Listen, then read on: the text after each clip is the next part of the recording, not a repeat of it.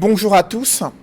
La nouvelle n'est pas encore officielle, mais plusieurs sources familiales annoncent le décès du maire de Buea, Patrick Ekema, survenu après un malaise. Les autorités administratives dans la ville de Douala confirment qu'il a été interné dans un hôpital suite à un malaise, mais officiellement, rien n'est dit sur son décès, mais des sources familiales indiquent qu'il a rendu l'âme, le maire de Buea, qui ne vivra pas l'application des recommandations formulées dans le cadre du grand dialogue national, lui qui a été un fervent défenseur de la paix, également qui a tenu à combattre les journées villes mortes dans la ville de Buea. Information non officielle de son décès survenu à Douala. Et c'est un véritable coup de théâtre.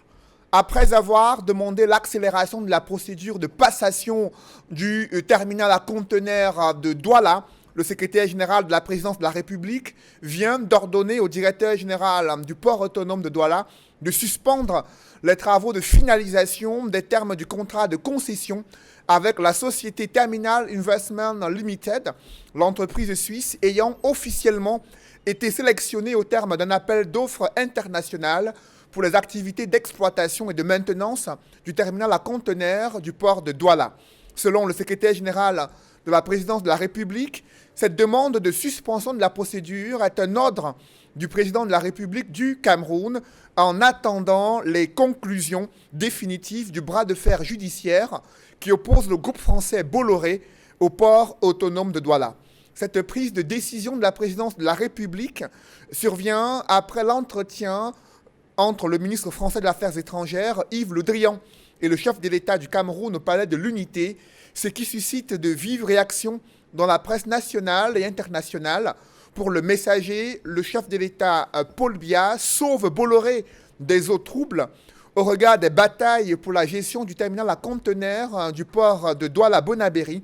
L'Œil du Sahel pense que le chef de l'État a remis Bolloré dans le jeu. Le quotidien Le Jour va plus loin et affirme que Bolloré reprend la main à travers cette suspension du processus de passation de la concession du terminal à conteneurs de Douala. Mutation estime que c'est juste un sursis accordé à Bolloré. Selon RFI.fr, la concomitance entre la présence du ministre français des Affaires étrangères, venu relancer la coopération entre Paris et Yaoundé, et cette suspension de la procédure de passation du terminal à conteneurs n'est pas anodine. Comment expliquer un tel rétropédalage sur une procédure de passation de la concession du terminal à conteneurs après avoir vanté les opportunités financières et économiques avec l'entrée en scène d'un nouvel adjudicataire? Quels sont les enjeux économiques et politiques d'une telle décision? Cette attitude de la présidence de la République du Cameroun et cette manœuvre française sont-elles les signes d'une nouvelle ère d'une France-Afrique bousculée par l'offensive russe et chinoise sur le continent africain? Au-delà de ces questions géoéconomiques, il se dessine une longue attente observée pour l'application des recommandations formulées après le grand dialogue national en offrant l'expérience française en matière de décentralisation. Paris est-elle en train de s'aligner sur la position du chef de l'État du Cameroun? Mais les populations continuent de subir les affres de la guerre contre les groupes armés séparatistes dans les régions anglophones et certains redoutent le pire si les élections locales sont annoncées sans un cessez-le-feu et des solutions claires à la crise anglophone. Sur un autre front, le quotidien Émergent s'interroge: pourquoi le régime de Yaoundé a-t-il peur d'une révision du système électoral? C'est pourtant le souhait de l'opposition pour favoriser davantage la transparence et l'émergence des élus crédibles lors des prochaines consultations électorales au Cameroun. Yaoundé reste silencieuse sur ses critiques. Les élections législatives, municipales et régionales peuvent-elles se tenir sans une réforme constitutionnelle et consensuelle du système électoral au Cameroun? Ces questions brûlantes d'actualité constituent l'ossature de droit de réponse. Mesdames, Messieurs, bienvenue dans cette émission où le choc des idées fait jaillir la lumière des analyses effectuées sur ce plateau. Et pour cette nouvelle édition de droit de réponse, je reçois Maître Emmanuel Pincy. Bonjour. Bonjour Cédric et bonjour aux millions de téléspectateurs de Equinox. Vous êtes avocat au barreau du Cameroun, communicant du Rassemblement démocratique du peuple camerounais. Oui, et je voudrais dire que je suis bien content qu'il y ait une reprise des relations amicales et concordantes avec la France.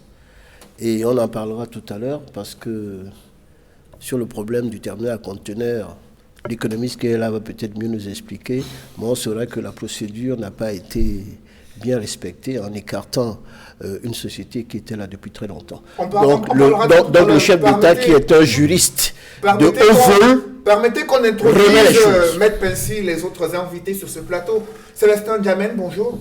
Bonjour Cédric Nouffelet, bonjour à tous les téléspectateurs de Equinox Télévision et merci de m'avoir convié dans cette superbe et prestigieuse émission. Merci. Vous êtes secrétaire national aux droits de l'homme pour le mouvement pour la renaissance du Cameroun. Merci d'être avec nous ce dimanche. Également présent sur ce plateau, l'un des éditorialistes de la Nouvelle Expression, consultant ce droit de réponse, Edmond Kambia. Bonjour Edmond. Bonjour Cédric Nouffelet, je salue tous les copanélistes ici présents, mes amitiés à tous les téléspectateurs fidèles de cette émission. Également présent sur le plateau de droit de réponse, Martin Ombazine. Martin, bonjour. Bonjour Cédric, bonjour à tous les copanélistes, bonjour à vos millions de téléspectateurs. Vous êtes spécialiste en économie et finance et c'est avec vous que je vais introduire cette émission concernant la décision du président de la République du Cameroun, cette correspondance du secrétaire général de la présidente de la République sur ordre du chef de l'État.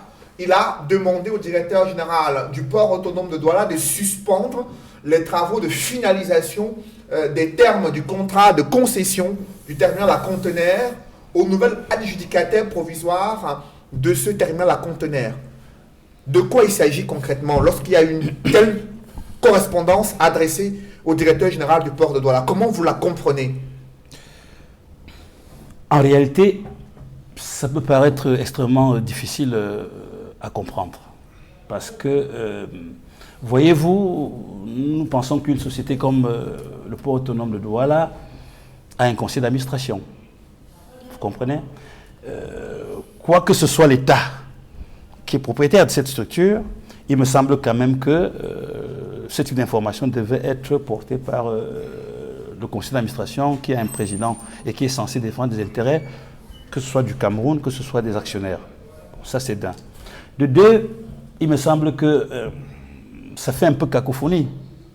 Parce que bien avant de cela, il y avait déjà eu une correspondance qui disait qu'il fallait ouvrir les possibilités d'avoir une concurrence pour la gestion prochaine du port autonome de Douala. Justement, à cet effet, est-ce que vous pouvez rappeler les faits qui ont conduit, d'où commence ce problème concernant le bras de fer autour de la gestion, de la concession du terminal à conteneurs du port de Douala-Bonadé? Non, moi je ne parlerai pas de bras de fer, il n'y a pas de bras de fer, c'est une logique d'entreprise. L'État est une entreprise. Ça veut dire que l'État se doit à chaque fois de faire le point sur est-ce que je peux gagner plus? C'est de ça qu'il s'agit, il n'y a pas de bras de fer. C'est-à-dire que l'État du Cameroun pense avoir un outil de production susceptible de lui permettre de gagner de l'argent. À partir du moment où un contrat arrive à son terme, on s'assied et puis on remet les pendules à zéro. C'est de ça qu'il s'agit, il n'y a pas un problème de bras de fer. Et il se trouve donc que dans le processus, il y a eu des arbitrages qui ont été faits et le mieux offrant a été retenu. Seulement, au plan juridique, il y avait un problème qui se posait, à savoir que si jamais une des parties est lésée, tant que la procédure n'est pas purgée, il n'est pas normal qu'on prenne une décision. C'est comme si aujourd'hui vous avez un problème avec votre épouse, et que d'aventure vous êtes au tribunal et on se permet de décider alors que la décision finale n'a pas encore été donnée. Donc c'est en cela que le président de la République revient pour dire que ok, je suis d'accord que vous ayez choisi. Et d'ailleurs rien ne dit que au final de cette histoire, que ce soit le conception allemand-suisse, c'est ça, allemand-suisse, qui serait retenu. Donc moi, à mon avis, la seule chose qui me dérange, économiquement parlant, est le message fort, parce que vous comprenez que le Cameroun se doit d'être une économie qui va vers l'avant. Et que ça fait cacophonie par rapport à ceux qui pensent un jour pouvoir venir investir. Vous savez, l'un des indicateurs économiques importants pour les pays, c'est ceux qui viennent investir chez vous. L'investissement direct étranger est très important. Donc, il ne faudrait pas que ce type d'événement décourage ceux qui pensent qu'ils peuvent venir mettre leur argent au Cameroun. Ça, c'est l'élément le plus important. Maintenant, tout le reste, moi, je pense qu'il y a eu beaucoup de discussions là-dessus. Mais ce qu'il faut aussi dire, et ça, je le dis de façon forte, c'est que la réaction de la France est normale. Un pays, tout pays, doit défendre des intérêts. Hein, c'est tout à fait normal. Moi, je serais le président du Cameroun, je ferais pareil pour les entreprises camerounaises si jamais, d'aventure, elles auraient un problème à l'étranger. Donc, cela ne devait pas vous choquer les gens en disant que le président a été reçu, il a reçu. Non, c'est tout à fait normal. Parce que c'est un grand champion français et la France défend ses intérêts partout où les entreprises françaises se trouvent et non les entreprises camerounaises. Donc, moi, je pense qu'il faut qu'on aille à l'essentiel. L'essentiel, c'est de dire qu'aujourd'hui, notre économie est attractive. Le Cameroun est un grand pays. Simplement, il faudrait qu'à chaque fois que les règles ont été mises sur place, sur le papier, qu'on les respecte. Donc il faut vraiment attendre. Moi, je pense qu'il serait très très tôt de dire aujourd'hui que c'est parce qu'il y a eu la rencontre, c'est parce que M. le dirigeant était là qu'on a suspendu. Tout le monde peut faire une erreur, tout le monde peut avoir un événement dans sa vie qui échappe.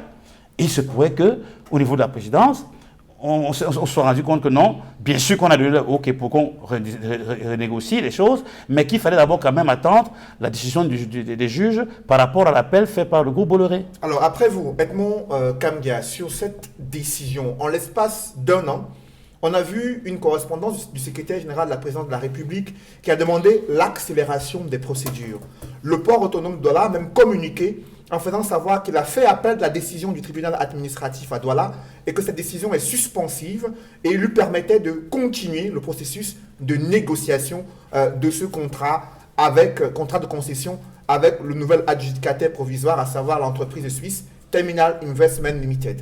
Aujourd'hui, c'est un ordre du chef de l'État qui demande de suspendre, de tout arrêter. Comment expliquer cette situation? Il faut véritablement s'interroger sur les multiples sorties ou décisions ou appels à décision du secrétaire général, ministre d'État, secrétaire général, président de la République, qui est intervenu plusieurs fois dans ce dossier.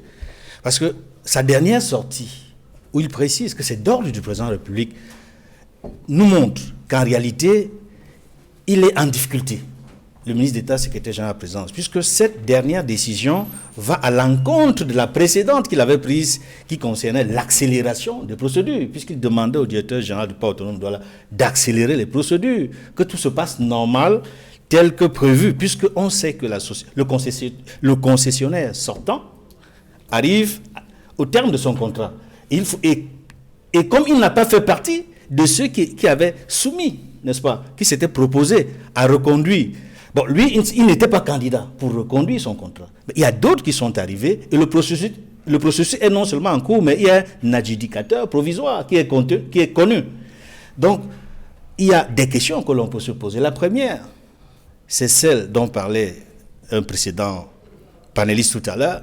Finalement, à quel titre intervient le secrétaire général de la présidence dans cette affaire? Parce que le port autonome de Douala a un conseil d'administration. On se serait attendu que ce soit le conseil d'administration qui prenne une décision, qui oriente les opérations qui sont exécutées par le directeur général du port autonome de Douala. Mais ce n'est pas le cas.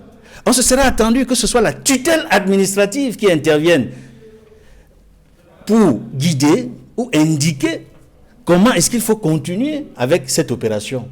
Et la tutelle administrative, le ministère des Transports, on ne l'a pas vu. À aucun moment, le ministère n'intervient dans cette affaire. À aucun moment, on ne voit une décision du conseil d'administration. À quel titre, finalement, intervient le ministre d'État, secrétaire général à la présidence de la République? Ça pose fondamentalement la question de la gouvernance au Cameroun. Et de manière précise, la transparence dans la gestion. Et ce n'est pas de nature à encourager les investisseurs étrangers. La dernière décision, le dernier communiqué qui rappelle que c'est d'ordre du président de la République que le ministre d'État, secrétaire général de la présidence de la République, demande au directeur général de suspendre la procédure de passation de la concession du terminal à conteneurs du port autonome de Douala, montre qu'en réalité, tout cela qui était en passe au terme de l'échéance du concessionnaire sortant, nous montre qu'en réalité, on a des questions à se poser. Est-ce que le Cameroun respecte les procédures en vigueur en matière de concession? Parce que ces procédures sont connues. Il aurait fallu laisser la procédure aller jusqu'à son terme. C'est la raison pour laquelle beaucoup de gens se posent la question de savoir si ce n'est pas une coïncidence troublante. Que ce soit avec l'arrivée du ministre de l'Europe et des Affaires étrangères, Yves Le Drian, sa rencontre avec le chef de l'État, que ce soit dans ce contexte que ce document sorte. Et visiblement, la principale question que l'on se pose dans une affaire, à qui profite la décision qui est prise? À qui profite le contenu du communiqué du ministre d'État, secrétaire général? Le dernier communiqué qui demande de suspendre la procédure d'attribution de la concession. S'il fallait répondre à cette question, on pourrait, de manière, je ne dirais pas évidente, mais de manière triviale, dire mais ça ne peut profiter qu'au concessionnaire sortant, Bolloré, puis ça lui donne la possibilité d'espérer pouvoir reconduire cette concession. C'est ce qu'on pourrait penser. Mais, il y a un mais. Le mais, c'est que le même communiqué précise, en attendant les conclusions définitives de l'affaire Société APM Terminal BV Bolloré, Société anonyme, contre port autonome de Douala, pendante au tribunal administratif du littoral à Douala, et portant sur la requête aux fins de sursis à l'exécution de la décision du 8 janvier du directeur général du port autonome de Douala. Théoriquement, la balle est dans le camp de la justice. C'est-à-dire, on attend la décision du tribunal administratif du littoral. Mais lorsque on voit ainsi intervenir le président de la République et que le juge doit décider en tenant compte du contexte politique, politico-diplomatique, mais aussi de ce que c'est l'ordre du président de la République, qui est par ailleurs le président du Conseil supérieur de la magistrature, qui décide la carrière des magistrats assis et debout, j'ai du mal à croire que le juge prendra une décision qui ne soit pas en faveur de la volonté du chef de l'État.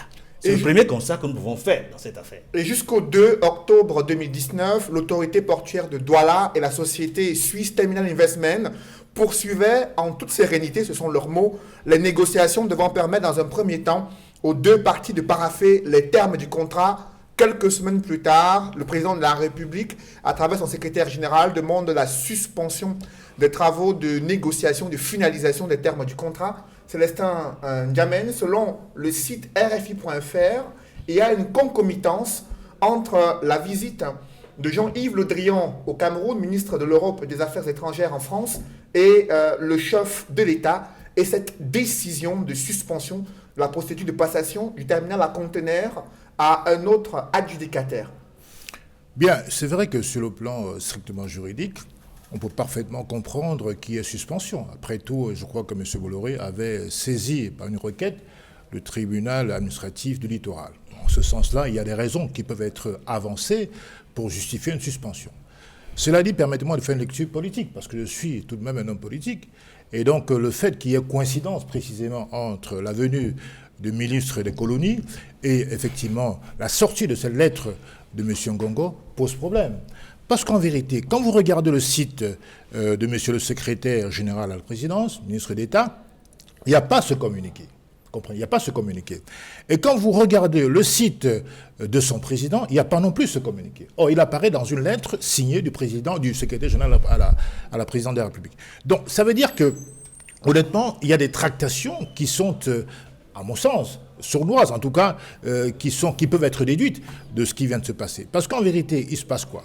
Il se passe que, quand vous avez lu la lettre du continent, il y a une réunion à Genève, le 19 août 2019, qui réunissait monsieur Schoftier, qui est député suisse, député européen, M.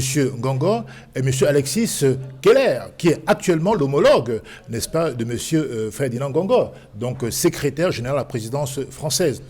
Donc il était question d'écarter M. Bolloré, parce que son contrat de concession arrivait à terme le 31 décembre de cette année. Donc il s'était agi lors de cette réunion de dégager M. Bolloré de la concession du terminal à conteneurs du port autonome de Douala. Et cela dit, il fallait donc l'attribuer, comme vous le savez, à TIL, Terminal Investment Limited. Et finalement, on s'est rendu compte qu'effectivement, M. Bolloré avait sorti ses réseaux, avait agité ses réseaux France-Africains pour essayer de reprendre la main. C'est la raison pour laquelle je pense que la venue de M. Le Drian correspond parfaitement à cette réintégration ou cette restauration, cette réhabilitation de M. Bolloré au Cameroun, parce qu'il n'y a pas d'autre motif de cette visite. Honnêtement, il y a trop de coïncidences pour penser que c'est simplement une question juridique qui fait en sorte que M. Bolloré a demandé un sursis et que finalement la justice est obligée de suivre son cours. Non, je crois qu'il y a une connivence qui pour moi semble très très très nette entre la présidente de la République et la volonté de remettre sur pied M. Bolloré. Vous savez que M. Macron, en 2022, aura besoin aussi d'activer ses réseaux transafricains pour financer sa campagne électorale.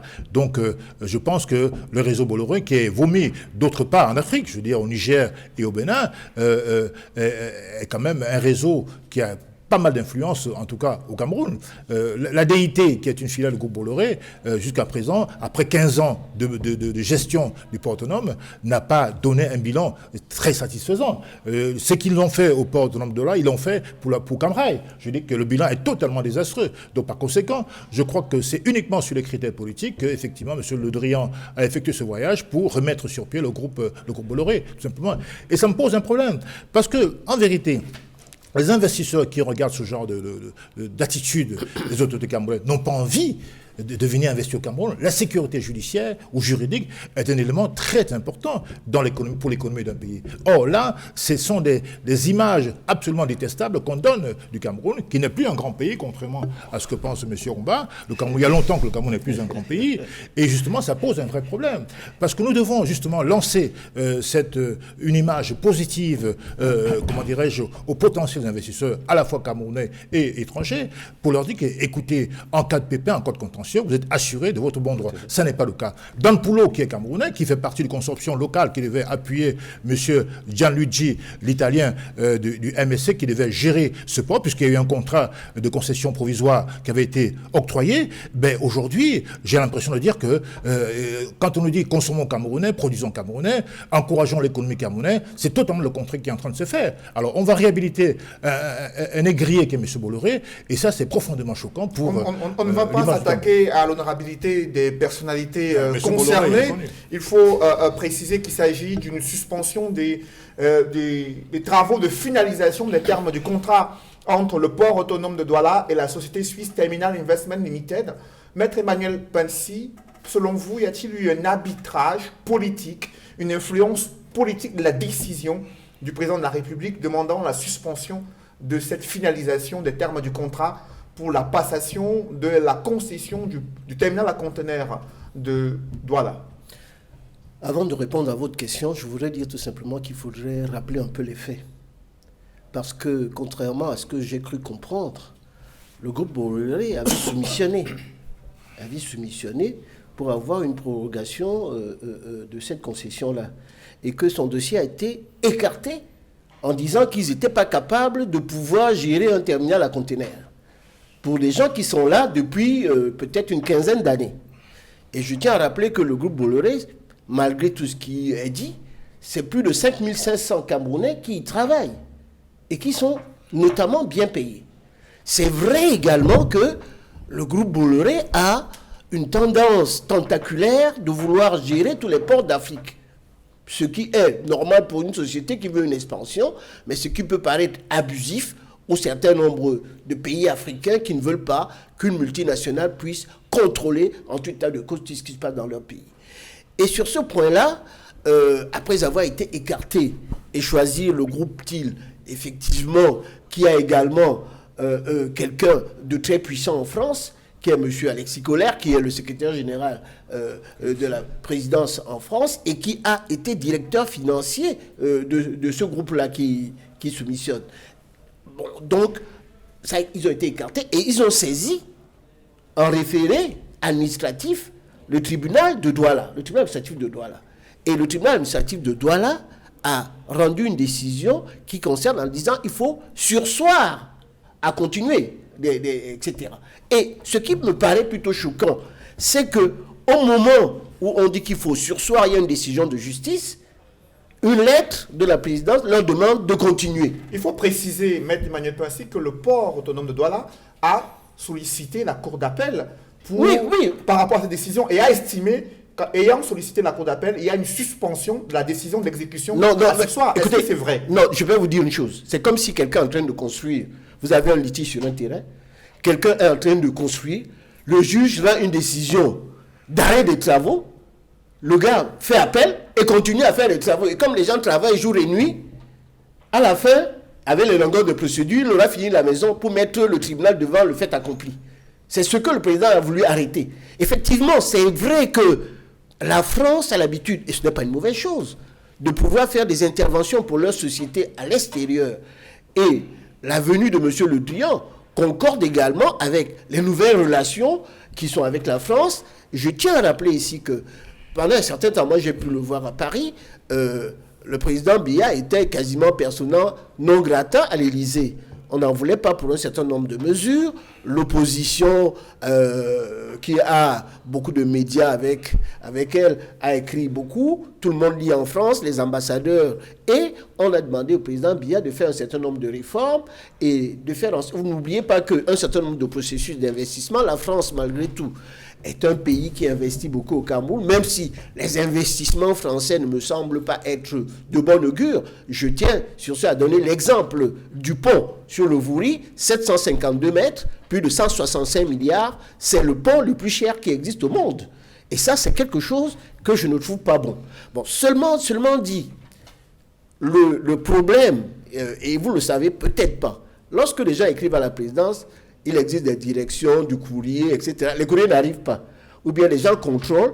Et est-ce que le président Biya avait la teneur réelle du problème? Puisque lorsque le secrétaire général à la présidence avait écrit pour demander de faire fi à la décision qui a été rendue par le tribunal administratif de Douala pour continuer tout simplement avec la société Terminal Investment Limited, le dossier a été présenté par monsieur Le Drian. Et c'est tout à fait normal. La France le fait toujours. C'est-à-dire, dès qu'il y a un problème avec une société française importante, la France intervient toujours pour faire. Bon, pour l'instant, ce que la décision est arrivée, je rappelle également que le port autonome de Douala, c'est 100%, appartient à 100% à l'État. Effectivement, il y a ce qu'on appelle une tutelle technique qui est le ministère des Transports et une tutelle financière qui est le ministère des Finances. Mais sur ce point-là, la décision, même la décision de nomination du PCA, c'est toujours le président de la République qui propose le TCA. Effectivement, et je crois qu'on a raison qu'au niveau, j'allais dire, de la procédure telle qu'elle a été faite, la procédure n'a pas respecté les canons tout simplement de passer par le président du conseil d'administration en lui donnant des instructions pour pouvoir le faire. Mais au Cameroun, on a l'habitude de savoir que lorsque le président a dit quelque chose, et on en parlera tout à l'heure, c'est devenu une lettre d'évangile, tout le monde, il faut stopper. Donc là, le secrétaire général a dû se faire harakiri, parce qu'on lui a demandé de faire le contraire de ce qu'il a dit. Et il a été obligé de pouvoir le faire pendant la présence de Le Drian au Cameroun pour que ce soit effectif. Et là, effectivement, il faut qu'on rentre dans le jeu. Je suis tout à fait d'accord, même si Terminal Investment Limited propose beaucoup plus que ce que Bolloré a fait en 15 ans, mais Bolloré est là et il faut lui permettre de soumissionner. C'est ça mon problème. Mon problème, ce n'est pas le choix. Et à ce moment-là, on pourra, à ce moment-là, dans la commission des marchés, choisir. Mais lorsqu'on demande, parce qu'ils ont demandé ça au tribunal, qu'ils fournissent les éléments qui permettait d'abord de les écarter et de faire en sorte qu'on choisisse les autres, le tribunal a demandé le surseoir. Et sur ce point-là, je dois le dire ici, Madame Moukwade, qui est la présidente du tribunal administratif de Douala, est une dame qui est très rigoureuse. Ce n'est pas un problème du chef d'État. Le chef d'État n'a rien à voir avec ça. Je rappelle que le président Biya est un juriste de haut vol. Il a eu ses diplômes de 3e cycle avant les années 60.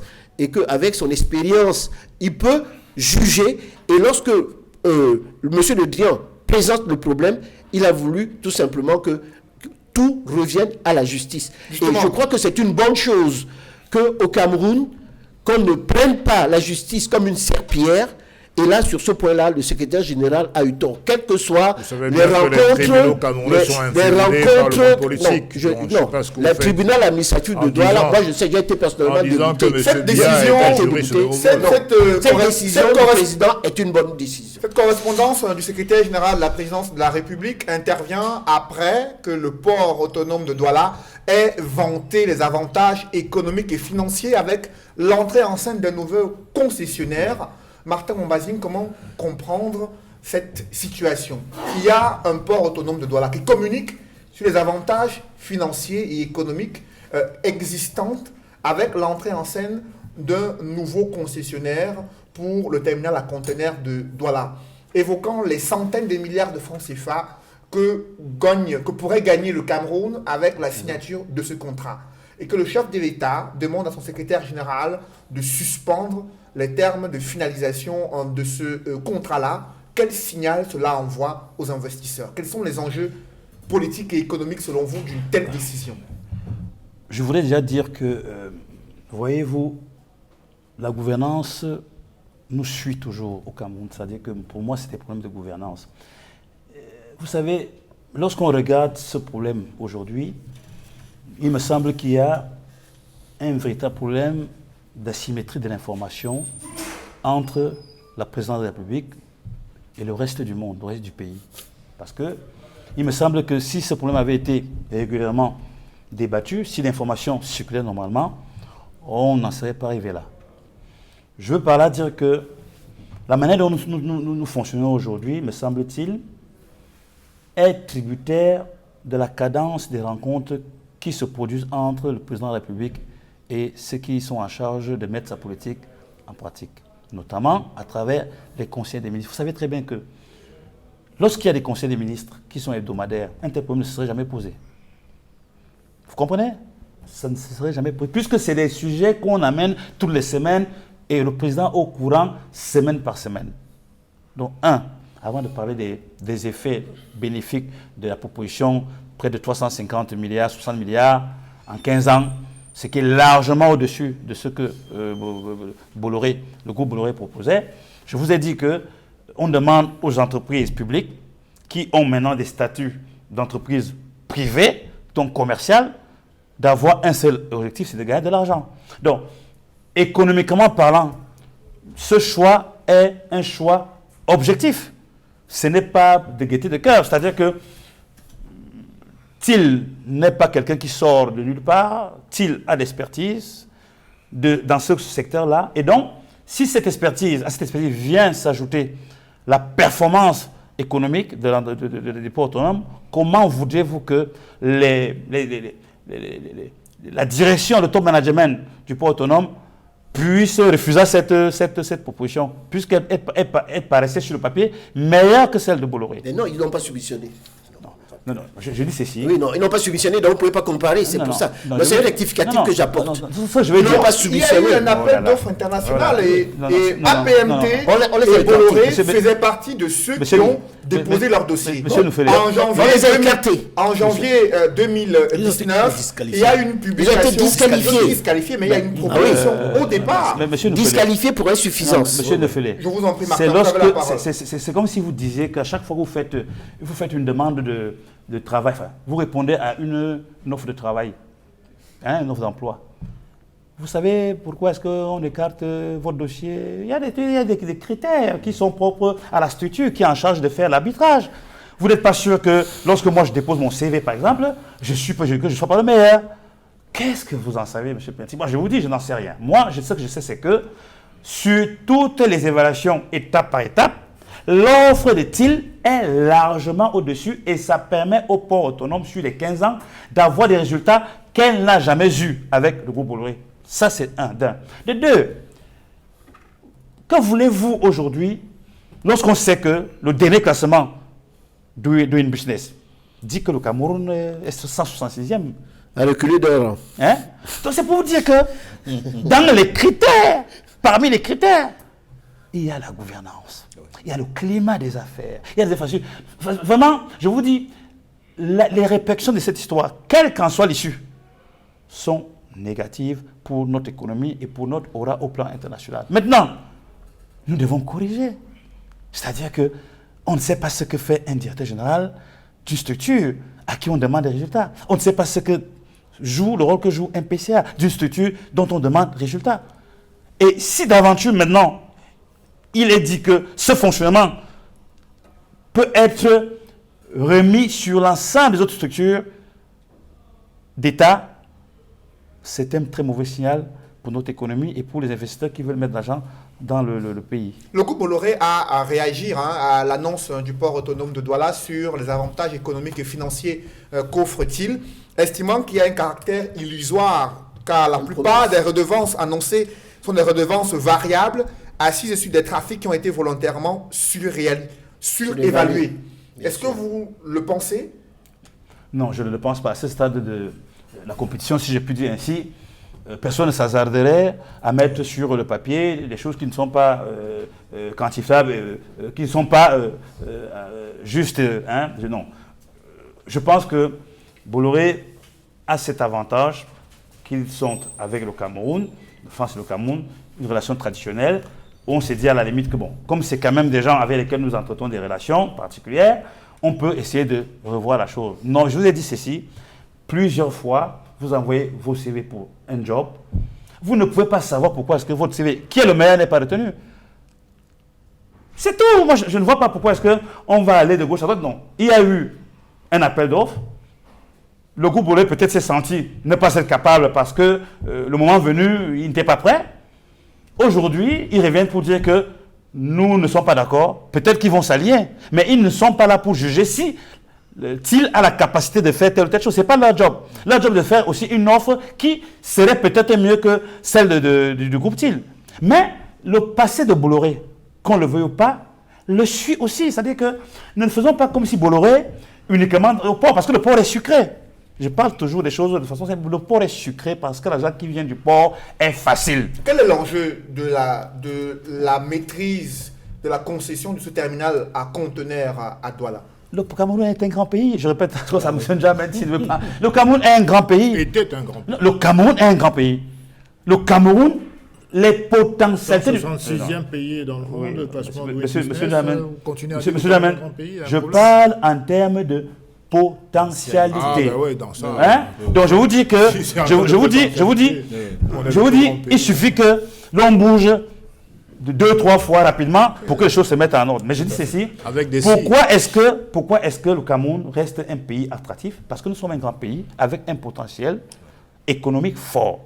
Donc, tout pays, toute entreprise qui fait dans le transport maritime est naturellement intéressé par la gestion du port de Douala. Donc, aujourd'hui, si c'était quelque chose d'aussi neutre, naïf, Bolloré ne revenait pas.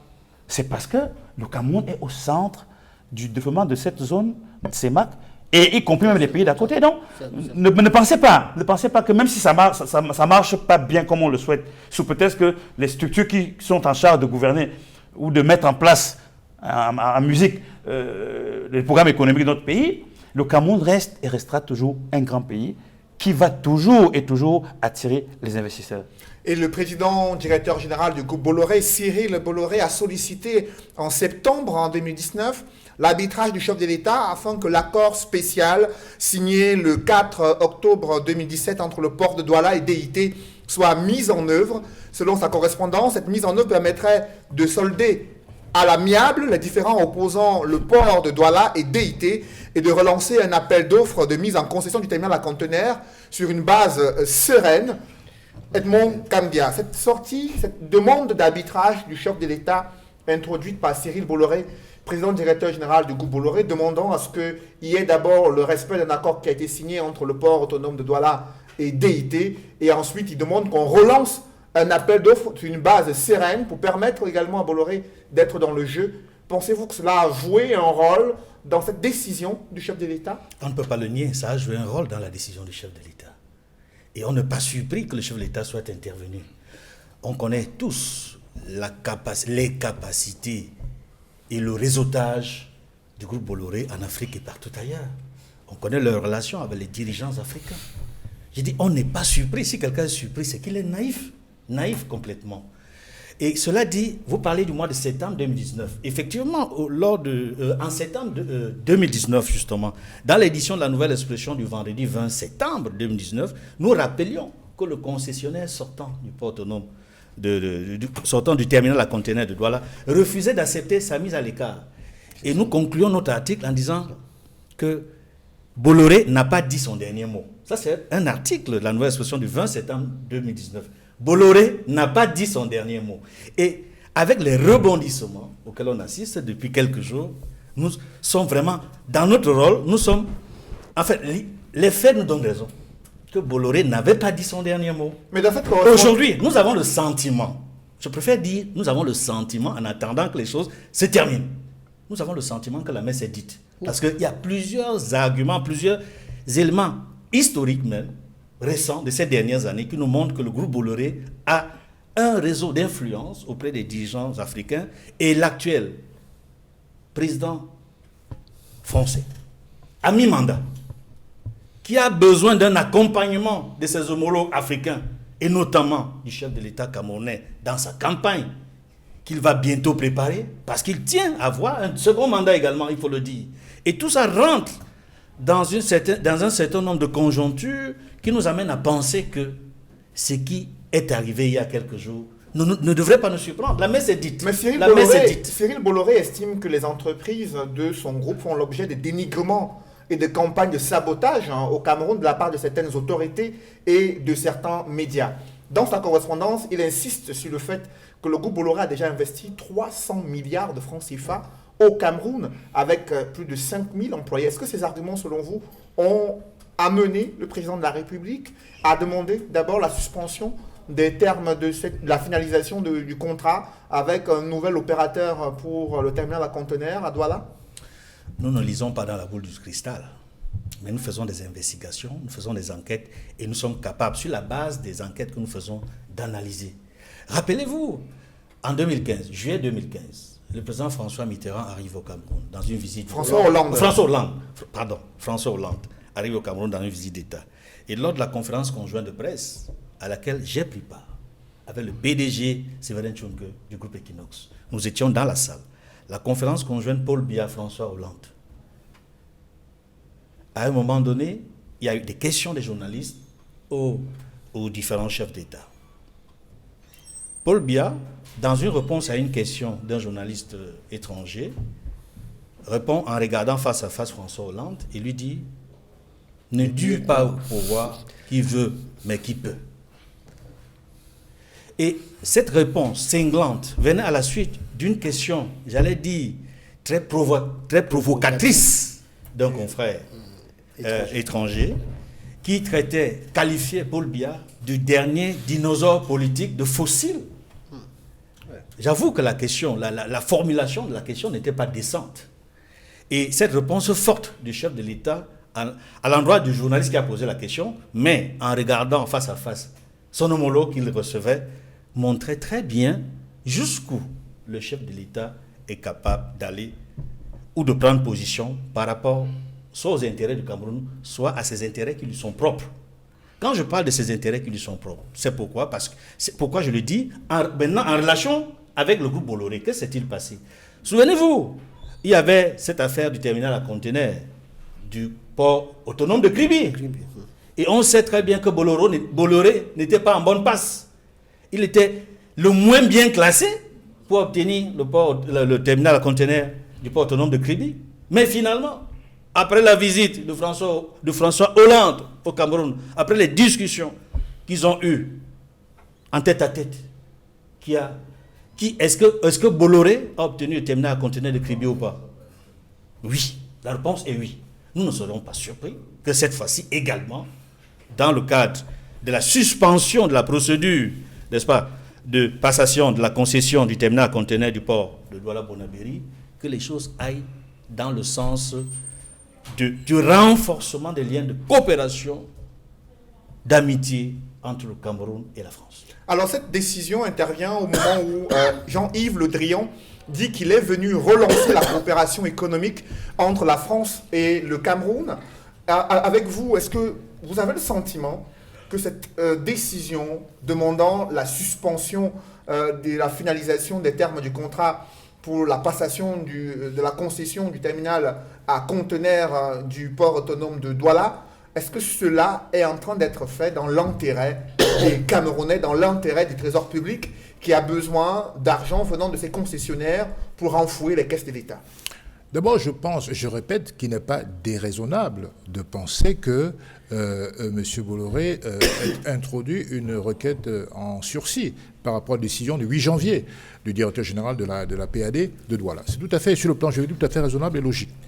Maintenant, on ne peut pas être naïf ou candide au point de penser qu'il n'y a pas eu de négociations, n'est-ce pas, politiques ou politiciennes entre M. Biya, qui est l'ami personnel de Bolloré, et M. Bolloré lui-même. M. Bolloré Vincent est à la retraite depuis un certain temps maintenant. C'est son fils, Cyril, qui gère les affaires de son papa, du groupe Bolloré. Donc, M. Bolloré a fait une sortie il y a quelques semaines parce qu'il pensait qu'effectivement, il était en train de perdre le port de Douala. Et d'ailleurs, Edmond fait référence à un article du journal Nouvelle Expression qui disait que Bolloré n'a pas dit son dernier mot. Donc, il est clair aujourd'hui qu'il a agité ses réseaux france-africains. Je rappelle au passage que M. Bolloré est vomi un peu partout en Afrique. On l'a chassé comme un chien malpropre au Bénin. Au Niger, il a été chassé. Et l'image du groupe Bolloré aujourd'hui en Afrique est particulièrement mauvaise. Je ne prends que Cam Rai. Ils ont pris, n'est-ce pas, je crois, c'est en 2002 qu'ils ont pris la gestion, l'exploitation de Cam Rai. Vous voyez l'état aujourd'hui de Cam Rai. Les plus de 235 morts des ECA, est-ce qu'on les a indemnisés? Il n'y a rien eu par la suite. Donc l'image du groupe Bolloré est totalement ternie. Maintenant, ce qui est important, c'est que l'intérêt du Cameroun, il est où? Faites bien de poser la question. Il est où l'intérêt du Cameroun? C'est des relations de népotisme et de clientélisme depuis très longtemps. M. Bolloré s'engouffre dans une vieille relation france-africaine depuis très longtemps. Moi, je suis pas déçu par M. Macron parce qu'on sait très bien que tous les présidents français ont toujours voulu préserver leurs intérêts en Afrique. C'est ça qui compte pour eux. Et Bolloré fait partie un peu du plan, n'est-ce pas, de président Macron et autres pour effectivement maintenir l'influence française en Afrique et notamment au Cameroun.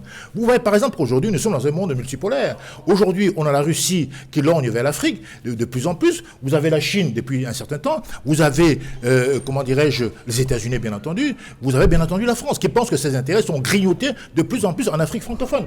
Or, elle considère l'Afrique francophone comme son précaré, encore une fois. Donc, c'est à nous de défendre aussi notre attitude. Ce n'est pas ce que est en train de faire, malheureusement, l'occupant des tout-dits. Ça n'est pas étonnant. Depuis un certain temps, depuis au moins 3 décennies aujourd'hui, il est en train de charcuter le Cameroun comme un gâteau. Donc voilà le vrai problème. L'enjeu, il est d'abord politique. Bon, on peut supputer sur le plan juridique ou judiciaire, mais ce qui est vrai, c'est qu'on ne peut pas imaginer un instant que M. Bolloré puisse se faire éjecter ou réattribuer la gestion du port sans une intervention politique. D'ailleurs, Edmond l'a rappelé, quand M. Hollande arrive nuitamment au Cameroun, au lendemain, alors que Bolloré ne figurait même pas dans la shortlist, n'est-ce pas, des concessionnaires, eh bien, il est parachuté comme par enchantement dans cette liste. Est-ce que vous ne pouvez pas penser que l'offre du groupe Bolloré soit la plus pertinente après arbitrage du président de la République pour lui permettre à ce groupe de continuer à mener des investissements pour le bien-être général des Camerounais et du Trésor public? On a dit que Bolloré paye bien ses salariés. Je veux bien le croire.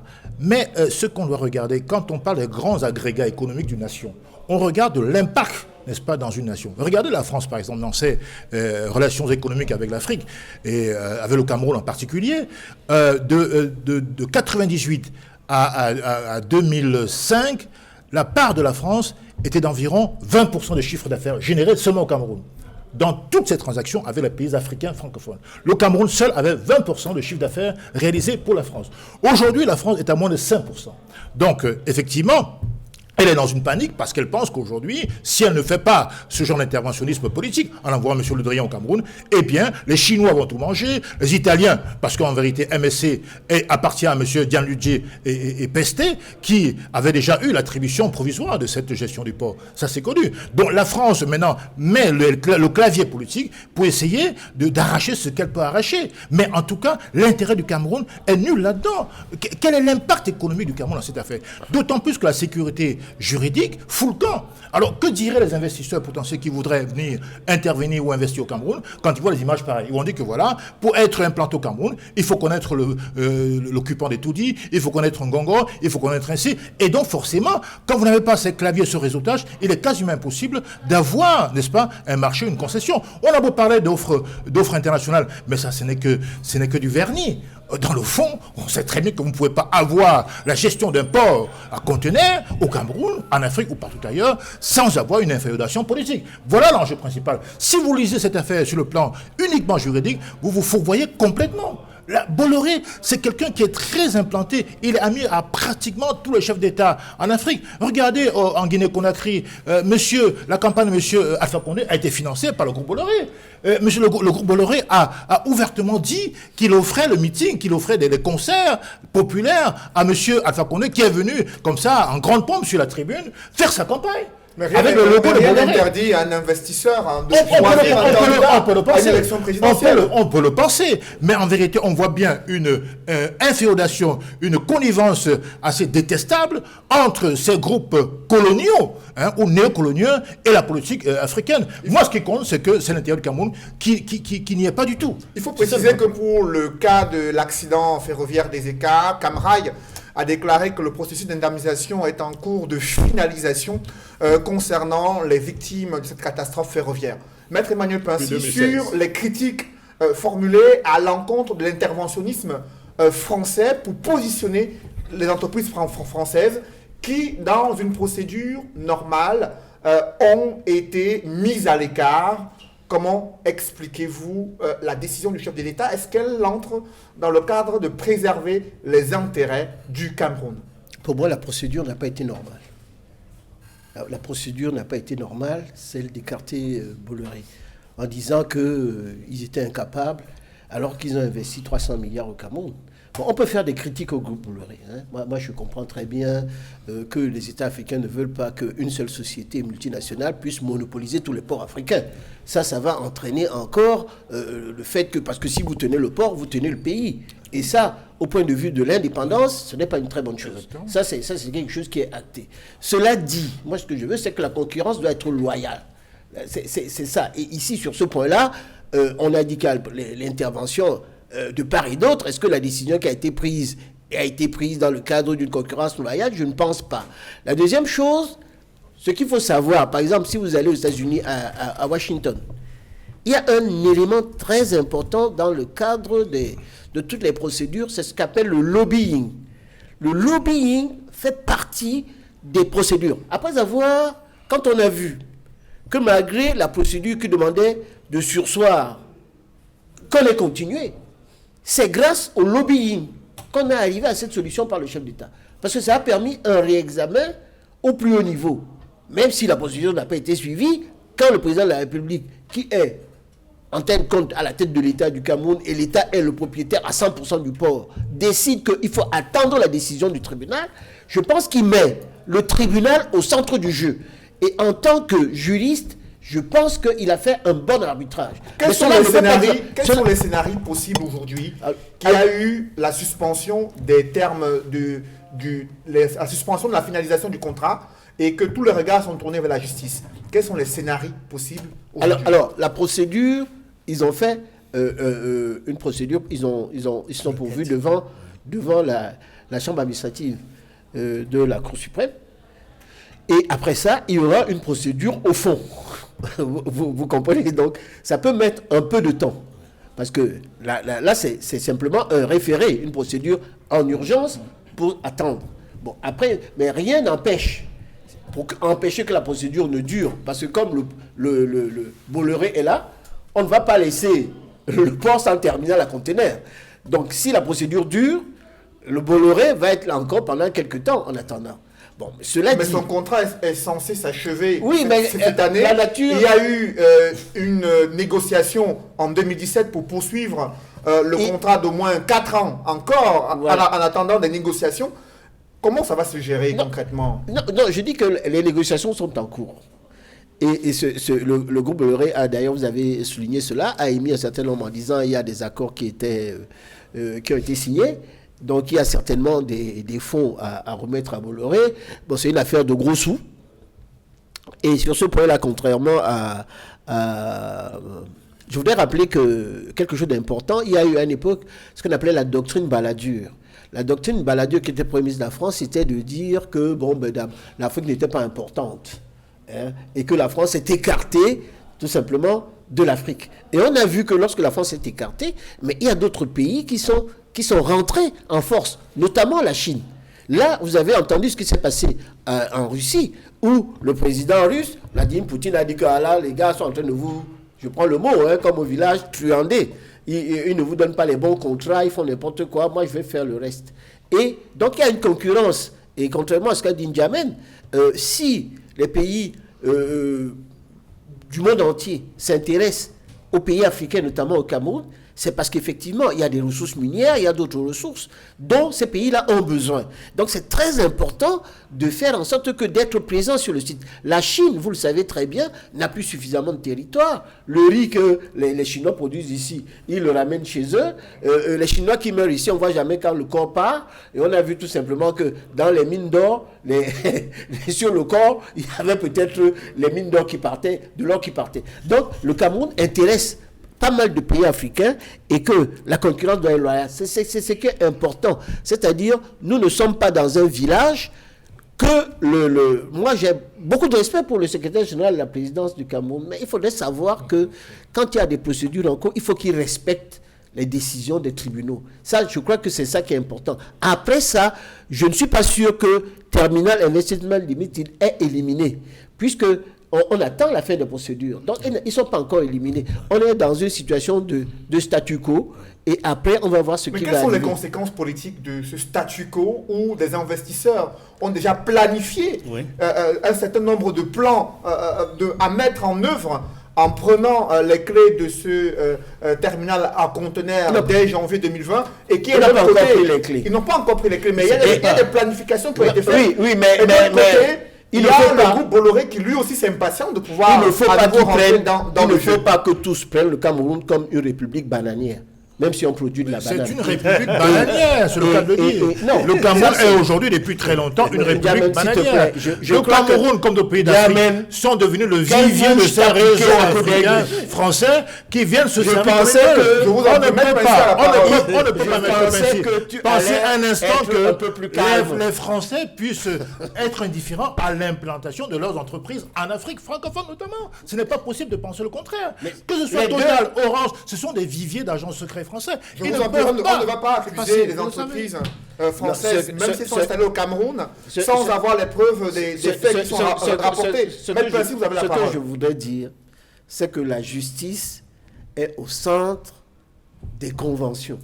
Et ça me réjouit, tout simplement. Parce que même aussi bien Terminal Investment Limited a utilisé son lobbying, notamment avec les rencontres qui auraient eu lieu en Suisse, avec le secrétaire général, et que M. Alexis Keller est un numéro 2, serait actionnaire ou bien ça appartient à sa belle famille. Oui. Bon, donc c'est un jeu qui se fait entre déjà une entreprise française, etc. Même si Dampourou est là-dedans, on sait très bien que... Je ne suis pas certain que le fait que Dampourou soit dedans soit une bonne chose, hein, parce que ses réactions avec Nestel ne me semblent pas de très bon augure par rapport aux investissements qui ont été faits par les Chinois. Il paie ses impôts au Cameroun. Non, c'est pas ça. Mais les autres aussi paient les impôts.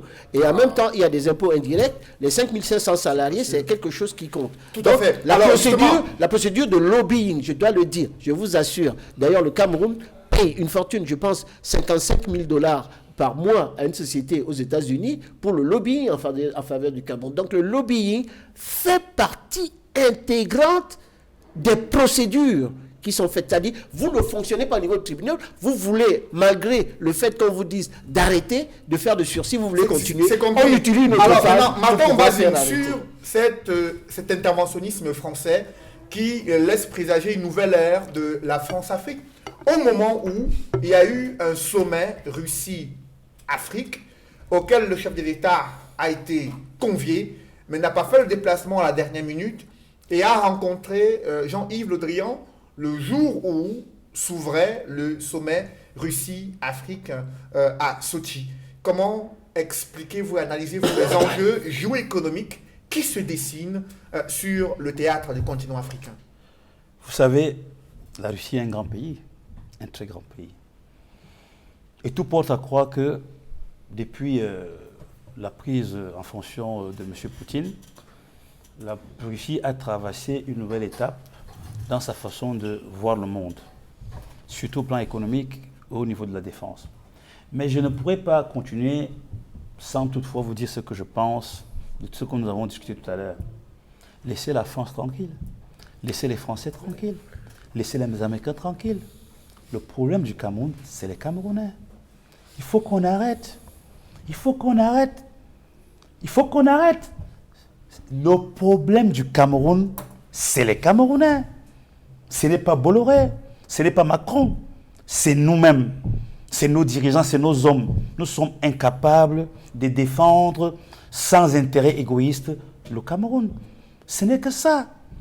Ce n'est que ça. Donc, au jour d'aujourd'hui, que ce soit la Russie, les forums, ce n'est pas le problème du Cameroun aujourd'hui a mal de ses hommes. Le Cameroun a mal de ses hommes. Tout le monde regarde son nombril. Les autres pays ne fonctionnent pas comme ça. Vous avez vu le dernier classement de Doing Business? Le Cameroun a encore reculé. Les pays comme la Djibouti sont devant le Cameroun. Voyez-vous, monsieur Cédric Noufélé, de tous les pays, les premiers pays économiquement parlant en Afrique, il n'y a aucun pays de la zone franc CFA.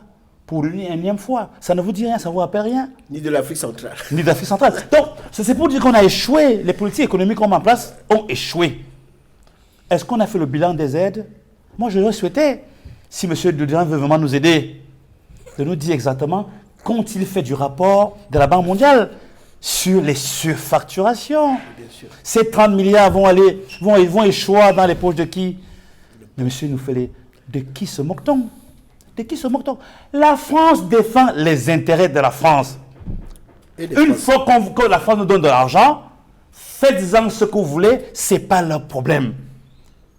Ces aides-là, c'est des milliards que la France déverse depuis au moins 50 ans. Donc arrêtons de toujours de dire que c'est les France, c'est la France, que c'est Bolloré. Non, Bolloré, c'est normal, c'est un combat normal. Si nous pensions que la Russie était un point important, vous avez vu que même la France aujourd'hui, compte tenu des mouvements qu'il y a à l'intérieur de l'Union européenne, commence déjà à être très très proche de la Russie. La Russie, c'est un très grand pays. Simplement, la guerre froide, la sortie de la guerre froide a fait que certains pays attachés, comme des moutons avec l'Occident, n'arrivent pas à se départir de cette couverture-là pour essayer de s'épanouir de façon personnelle. Aujourd'hui, c'est le bilatéralisme qui marche. Donc, moi, je dirais que tout ce que M. Le Drian fait, c'est bien pour la France. C'est bien pour la France. Est-ce que c'est bien pour le Cameroun? J'ai dit non. Nous sommes aujourd'hui face à une situation très, très compliquée. Laquelle? Celle qui dit que nous avons une politique économique. Non. Moi, je dirais que le Cameroun n'a pas de politique économique. Le Cameroun a une politique budgétaire. Une politique économique, c'est deux leviers, le budget et la monnaie. Je vous dis encore, Cédric, allez regarder tous ces pays-là qui sont devant nous au classement n'ont pas une monnaie commune. Pourquoi voulez-vous continuer à parler? Toutes ces implications ont une certaine essence dans le fait que l'histoire de la monnaie. Et que ce soit ceux qui sont de l'opposition aujourd'hui, que ce soit ceux qui sont aux affaires, lorsqu'on a commencé à parler de cette histoire ici, ils disaient que non, vous êtes des aboyeurs, vous ne pouvez pas gérer une monnaie. Mais aujourd'hui, même la France a déjà mis le problème de la monnaie dans les prochains rendez-vous avec les pays de la zone. Ça veut dire que continuons à faire semblant, nous ne sortirons jamais de la situation dans laquelle nous sommes parce que nos dirigeants sont vulnérables. Vous savez quoi? La vulnérabilité, ça veut dire que vous n'êtes pas capable à un moment donné d'être vous-même. Et quand vous n'êtes pas vous-même, vous ne pouvez pas sortir d'une situation précaire. Et nos économies aujourd'hui souffrent parce que justement, nous sommes en train de débattre de 30 milliards. Vous croyez que 30 milliards, c'est rien du tout. En un tour de passe-passe, les Camerounais à l'intérieur du Cameroun vous donnent les 30 milliards. Sachez aussi qu'à chaque fois que vous prenez un seul sou, un seul centime de ces gens-là, vous vous liez les mains. Donc, M. Le Drian est dans ce rôle. Nous devions quand même considérer que la Russie est un grand pays, que la Russie peut nous donner des portes de sortie et que la Russie, ce n'est pas la Banque mondiale, ce n'est pas le FMI. Donc, ce que nos pays devraient faire aujourd'hui, c'est dire que non, nous ne pouvons pas refuser l'amitié avec la France. Le général de Gaulle disait, entre les pays, il n'y a pas d'amis, il n'y a que les intérêts.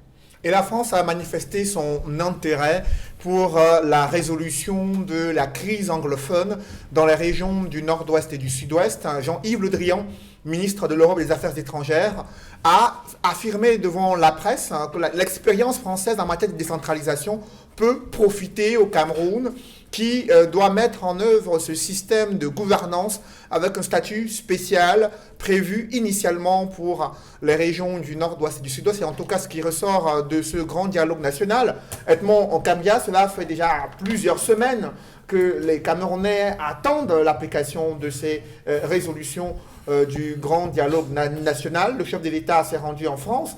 Il a à nouveau reçu un émissaire d'Emmanuel Macron, le président français. Ils ont parlé de ce grand dialogue national, mais le ciel reste encore assez flou concernant la mise en œuvre de ces recommandations qui sont sorties du rapport final du grand dialogue national. Pendant ce temps, quelle est la réalité sur le terrain que vous avez observée? Avant de répondre à cette question, Cédric Noufélé, je voudrais achever mon propos en quelques secondes peut-être sur le précédent sujet, à la suite de Martin Ombazin, qui parlait de la nécessité pour les Camerounais de s'approprier les questions économiques nationales. Je voudrais suggérer aux groupements professionnels, aux groupements d'entreprises, notamment au GICAM, pourquoi pas, d'avoir une sorte de noyau dur, comme on en a connu en France sous François Mitterrand, où des hommes d'affaires, des grands capitaines de l'industrie pouvaient se regrouper et jouer un rôle majeur dans l'économie nationale. Par exemple, lorsqu'il y a des appels d'offres au Cameroun, que face aux investisseurs étrangers, des capitaines d'industrie camerounais, des groupements d'entreprises puissent se mettre ensemble, constituer un noyau dur pour pouvoir contrôler les pans importants de l'économie nationale, pour que ce ne soit pas toujours des sociétés étrangères, des multinationales, des investisseurs étrangers qui gagnent le gros lot. Et ça permettrait aux affaires menées par les Camerounais, les investisseurs camerounais, de fructifier les affaires et de donner plus d'emplois aux Camerounais. Ça, c'est ce que je voulais dire sur le dernier sujet. Maintenant, en ce qui concerne la crise anglophone, qui, il faut le dire, est le nœud du problème, est le problème majeur national au Cameroun aujourd'hui. La crise anglophone, la crise dans le nord-ouest et le sud-ouest, j'allais même dire le conflit, parce qu'on n'est plus seulement dans la crise anglophone qui a démarré en 2016. Nous sommes en plein conflit, nous sommes en pleine guerre. Et la réalité, vous l'avez demandé sur le terrain, ce sont des officiers de la police, de la gendarmerie qui sont arrêtés, décapités, on ne sait par qui.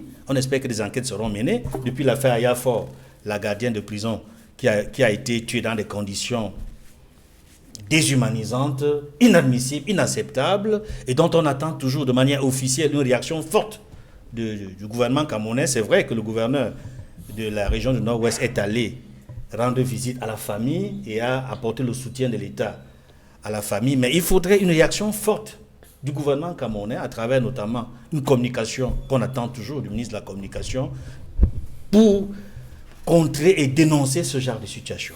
Donc la réalité sur le terrain, sont donc des morts, non seulement des forces de l'ordre, des forces de sécurité et de défense, mais aussi les populations civiles qui de plus en plus ont déserté les régions, les localités des régions du nord-ouest et du sud-ouest et qui se retrouvent déplacés dans les régions francophones et les autres qui sont réfugiés au Nigeria.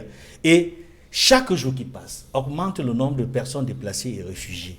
Malgré les efforts qui sont faits, il faut le souligner, par le gouvernement dans sa politique d'assistance humanitaire vis-à-vis des déplacés, mais qui est toujours très insuffisante, malgré le rôle humanitaire que l'ONU a commencé à jouer au Cameroun pour pouvoir aider les populations en souffrance dans le nord-ouest et le sud-ouest.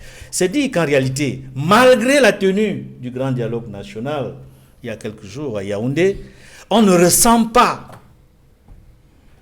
dans les faits les conséquences de cette rencontre. Parce qu'on se serait attendu qu'après un tel dialogue, que les recommandations soient concrétisées dans les faits. Regardez ce qui se passe au Bénin aujourd'hui. il y a eu un dialogue national au Bénin, après le dialogue national du Cameroun. Et ils ont tout de suite mis sur pied un comité d'experts qui travaille au jour d'aujourd'hui pour transformer les recommandations qui permettraient de transformer les recommandations en projets de loi qui vont passer au Parlement afin d'être adoptés. C'est ce qu'ils sont en train de faire aujourd'hui au moment où je vous parle. Le Bénin est très avancé. Bientôt, ils auront des lois qui seront issues des recommandations formulées par leur dialogue national. Chez nous, on n'en parle même pas. Bientôt, on a la session parlementaire. La session parlementaire, oui, l'Assemblée nationale va se réunir, le Parlement, ils vont se réunir. On ne sait pas s'il y aura un avant-projet, s'il y aura un projet de loi concernant les recommandations qui ont été formulées récemment au grand dialogue national. C'est vraiment de l'incertitude totale. Incertitude liée en partie par le tweet du chef de l'État qui disait qu'il va apprécier l'opportunité, la faisabilité, la capacité en fonction des moyens pour pouvoir mettre en œuvre les recommandations qui ont été formulées. C'est vrai, il a commencé par un geste fort qui a été applaudi, c'est-à-dire la libération de 333 anglophones camerounais qui avaient été arrêtés dans le cadre de la crise anglophone. Il a libéré les Maurice Kamto, les alliés de sa coalition et une centaine de membres, dont l'un est sur ce plateau, Célestin Djamène, dont je salue la présence, parce qu'il a fallu qu'il y ait cet arrêt de poursuite pour qu'il nous retrouve ici sur ce plateau. Mais je dis encore une fois, c'est insuffisant. Parce qu'il y a encore beaucoup de prisonniers politiques, il y a encore beaucoup de détenus anglophones qui n'ont rien à faire dans ces cellules.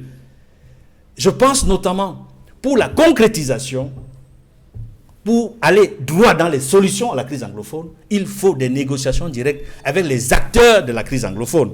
En commençant par ceux qui sont là, présents au Cameroun, à Yaoundé, Ayuk Sissoko et ses camarades. Ils sont prêts à discuter. Il faut commencer avec eux et ensuite voir dans quelle mesure il faut discuter avec ceux qui sont encore dans les forêts. Cela fait déjà 3 semaines que ce grand dialogue national s'est tenu et que les recommandations ont été transmises au président de la République, Célestin Djamène. Pendant ce temps, sur le terrain, ce sont les populations qui continuent de subir les affres de la guerre contre les groupes armés séparatistes. C'est l'économie nationale qui en prend un coup du fait de la situation sécuritaire qui empêche les entreprises de pouvoir se déployer dans cette partie du Cameroun. Comment appréciez-vous le silence du gouvernement sur la mise en application des recommandations qui ont été formulées dans le cadre de ce grand dialogue national?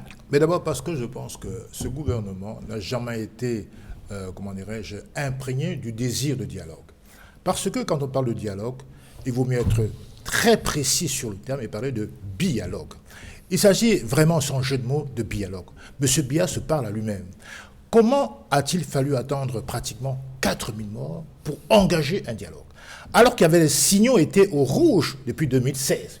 Lorsque les avocats d'expression anglaise manifestaient sur leur mécontentement, sur leurs conditions de vie, sur la traduction du livre Ouada. Et ensuite, ça en est suivi les enseignants. Donc il y avait énormément de signaux rouges qui pouvaient interpeller l'occupant des tout-dits, sur la base d'ailleurs de l'article 5 de la Constitution, qui lui donne le droit, n'est-ce pas, de s'assurer de la stabilité et de l'unité du pays. Or, dans le cas d'espèce, je pense que quand il y avait des échauffourées de plus en plus intensifiées dans le nord-ouest et le sud-ouest, c'était quand même des éléments, comment dirais-je, d'analyse assez palpables pour pouvoir faire ne serait-ce qu'un voyage dans cette partie du pays. C'est la raison pour laquelle, pendant toute sa campagne, le président Kamto avait dit que l'acte premier qu'il poserait en tant que président de la République, c'est d'aller parler à nos amis dans le Nozo. Ce qu'il a fait. Malheureusement, vous savez ce qui s'est passé, le Conseil constitutionnel s'est emparé de la victoire du président élu, M. Maurice Kamto.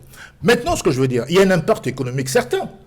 Parce qu'en vérité, il n'y a plus d'investisseurs lucides qui puissent prétendre ou oser aller investir là-bas. Vous savez aujourd'hui que les ghost towns sont récurrents, les impôts sont imposés par les ambassoniens. Alors, la vraie question aurait été d'appeler à un véritable dialogue, c'est-à-dire mettre au cœur des discussions des acteurs principaux, en l'occurrence, M. Ayuk Tabé et son gouvernement virtuel d'Ambazonie. Donc, mon option, ce n'est pas la sécession, ça va de soi. Moi, je me bats pour un Cameroun unique et uni. Je ne me bats pas pour 2 Camerouns. Cependant, je pense que s'il y avait une volonté réelle de discuter, de résoudre la crise anglophone, on aurait engagé les pourparlers avec, entre guillemets, nos ennemis. Quand je dis ennemis, je mets des guillemets, pourquoi? Parce qu'en vérité, je suis sûr que les sécessionnistes ont lancé un cri d'alarme un cri d'alarme qui nécessitait, n'est-ce pas, une écoute, ne serait-ce que attentive et trouver des vraies solutions, ne serait-ce que par le fédéralisme. Ça n'a pas été le cas. Donc, aujourd'hui, je continue de penser que M. Le Drian est venu parler de nos affaires. Il a eu un comportement paternaliste comme ses prédécesseurs. Le Cameroun peut résoudre ses propres crises. Ogba l'a dit, les problèmes des Camerounais sont posés par les Camerounais. Les solutions ne doivent et ne peuvent être que Camerounais. On peut le faire. Quand un couple a un problème, on essaie d'abord de s'arranger, de se parler entre nous. Le voisin ne peut intervenir que si la situation monte.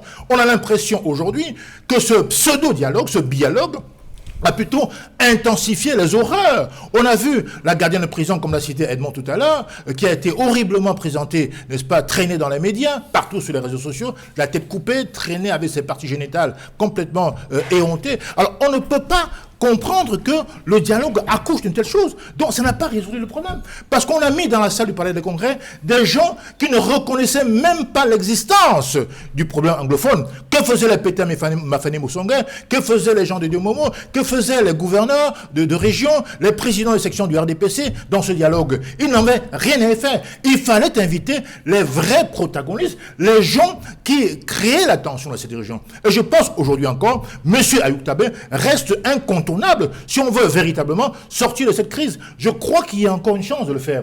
Aujourd'hui, est-ce que ce gouvernement est animé d'une intention de vraiment résoudre le problème? Je crois que la guerre génère beaucoup d'argent. C'est un gros business pour les généraux. C'est un gros business pour M. Paul Biya. Et c'est la raison pour laquelle il ne prend aucune initiative viable pour véritablement mettre fin à ce dialogue. Et voilà le cœur du problème. C'est un problème de gouvernance, tout le monde l'a dit sur ce plateau. Et je réitère qu'aujourd'hui se pose au Cameroun un problème de gouvernance et d'alternance. Et aujourd'hui, les présidents mal élus, c'est ça le vrai problème. C'est pas que nos présidents, la France fait ce qu'elle veut, elle fait ses affaires, oui, mais elles font les affaires en connivence avec nos dirigeants mal élus. Vous voyez qu'il y a un lien qui est naturel entre l'élection transparente d'un dirigeant et l'avenir d'un pays. Si vous analysez mal les gens, si les gens fraudent de manière récurrente, permanente les élections, il est évident qu'ils ne feront rien pour servir l'intérêt de leur nation, mais ils feront tout pour servir l'intérêt de leur maître. C'est ce que M. Biya est en train de faire aujourd'hui. Et sur le théâtre de la crise anglophone, l'armée dit être engagée pour défendre les populations et préserver l'intégrité du territoire. Cependant, la situation est loin de s'améliorer. Maître Emmanuel Pincy, les populations continuent de subir les affres de cette guerre. Cela fait 3 semaines que ce grand dialogue national s'est tenu, que les recommandations ont été formulées et adressées au président de la République. Comment expliquer cette longue attente dans l'application de ces recommandations? Moi, je dis que ça ne fait que 3 semaines. Et 3 semaines, ce n'est pas très long. Et contrairement à ce qui a été dit au Bénin, il y a eu le boycott des principaux partis de l'opposition, notamment M. Fabre, qui est leader de l'opposition, n'en faisait pas partie. Donc, c'est un dialogue qui est... on appelait ça quoi? Vous avez appelé ça dialogue, l'autre c'est quoi? Talon. Talon. C'est une talonnade. C'est une talonnade du président de ce dialogue qui ne peut pas fonctionner. Cela dit, je voudrais revenir un tout petit peu sur l'expérience française de la décentralisation, qui est très importante. Et vous savez que la France est connue entre le jacobinisme et les Orléans, etc., qui font en sorte que le pouvoir central en France est très fort. Et qu'au Cameroun, ce qui dérange, c'est l'extrême centralisation du pouvoir. Et que ça ne peut pas fonctionner s'il n'y a pas une régionalisation. Ça, c'est une volonté que tout le monde demande. Donc, on ne peut pas continuer en tant que je vais suivre mon dossier à Yaoundé. Et ça, les anglophones qui réglaient les problèmes avant chez eux ne peuvent pas accepter d'aller régler les problèmes, arriver à Yaoundé. Dans certains ministères, si vous êtes Bamléka, on parle Bamléka, dans d'autres on parle Béti, selon le ministère, les autres c'est les Aoussa, les Aladji, ça c'est du n'importe quoi. Donc il faut revenir à la régionalisation et la rendre effective, et on sait très bien que, en ce qui concerne la décentralisation, ça fait depuis 1996, et là vraiment c'est trop long.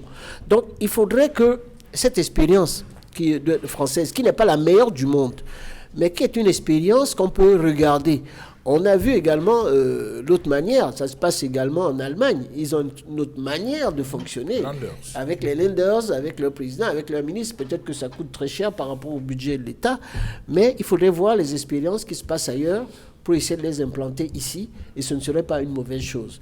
L'autre chose dont on a parlé également, c'est de voir que le Cameroun a quand même des situations très difficiles et que nous supportons cette crise anglophone qui est devenue maintenant, au-delà d'Ayoub Tabé, qui est quand même quelqu'un qui a donné des ordres pour assassiner et tuer. On peut voir, dans la mesure du possible, ce que fera le président de la République, mais sans parler de lui. Je crois que, pour ceux qui connaissent les prisons camerounaises, il faudrait arriver à une large amnistie pour pouvoir désengorger les prisons camerounaises. Ce serait déjà une très bonne chose. La deuxième chose, c'est de faire en sorte que, effectivement, ces recommandations du Grand Dialogue National, auxquelles j'ai pris parti, en partie, ces recommandations soient suivies rapidement des faits. Parce qu'on a l'art d'attendre. C'est-à-dire ce qui se passe chez mon frère Ongwazim, à Yaoundé. Il faut dire que là-bas, on a l'art de savoir attendre. Or, il faudrait aussi soit dans les affaires, aussi soit au niveau politique, à un moment, qu'est-ce qu'on appelle une rapidité dans l'exécution des décisions qui sont prises. Même dans les affaires. Si vous tardez trop, ce sera pas bon. Donc il faut être efficace et aller très vite. Et à Yaoundé, je dis qu'il ne faut pas, avant la fin d'année, il faudrait que tout cela se passe. Tout le monde sait que nous avons un gouvernement pléthorique sur lequel nous avons 65 ou 66 ministres. Et nous avons trop de problèmes. Je rêve, on en parlera tout à l'heure, qu'il faudrait un médiateur de la République. Parce qu'il y a trop de problèmes. Donc, les médiateurs peuvent régler les problèmes sans qu'on puisse obliger de passer par des juridictions et par des tribunaux pour régler les problèmes. Et il faudrait également, en ce qui concerne le tribunal criminel spécial, d'arrêter cette histoire que ça se passe seulement à Yaoundé. Il faut faire des réformes au niveau de la justice pour que, sur des affaires de même nature, c'est-à-dire des tribunaux de deniers publics, qu'il y ait des tribunaux au niveau des départements.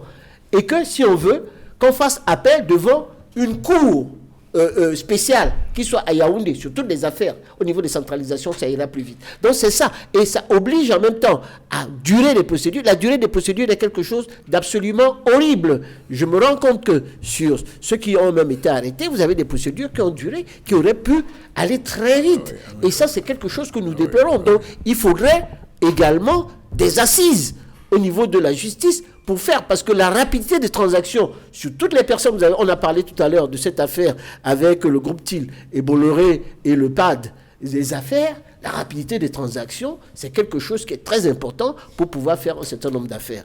Donc maintenant, au niveau du NOZO, nous savons très bien que malgré ce qu'a dit N'Djamena, ce n'est pas le dialogue qui va régler les quelques petits brigands et bandits qui passent leur temps, parce que j'ai cru comprendre que ceux du MRC qui étaient en prison ont discuté et ont eu à discuter avec un certain nombre de personnes qui étaient des sécessionnistes. Et je crois même que c'est N'Djamena qui l'a dit, ce sont des gens qui sont formidables. Si vous nous partagions... s'il vous plaît. Non, il y a une mise au point très rapide et très simple qui doit être faite.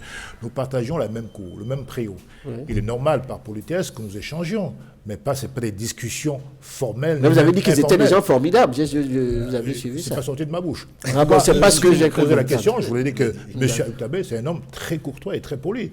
Donc nous échangeons nos politesses, tout à fait normal.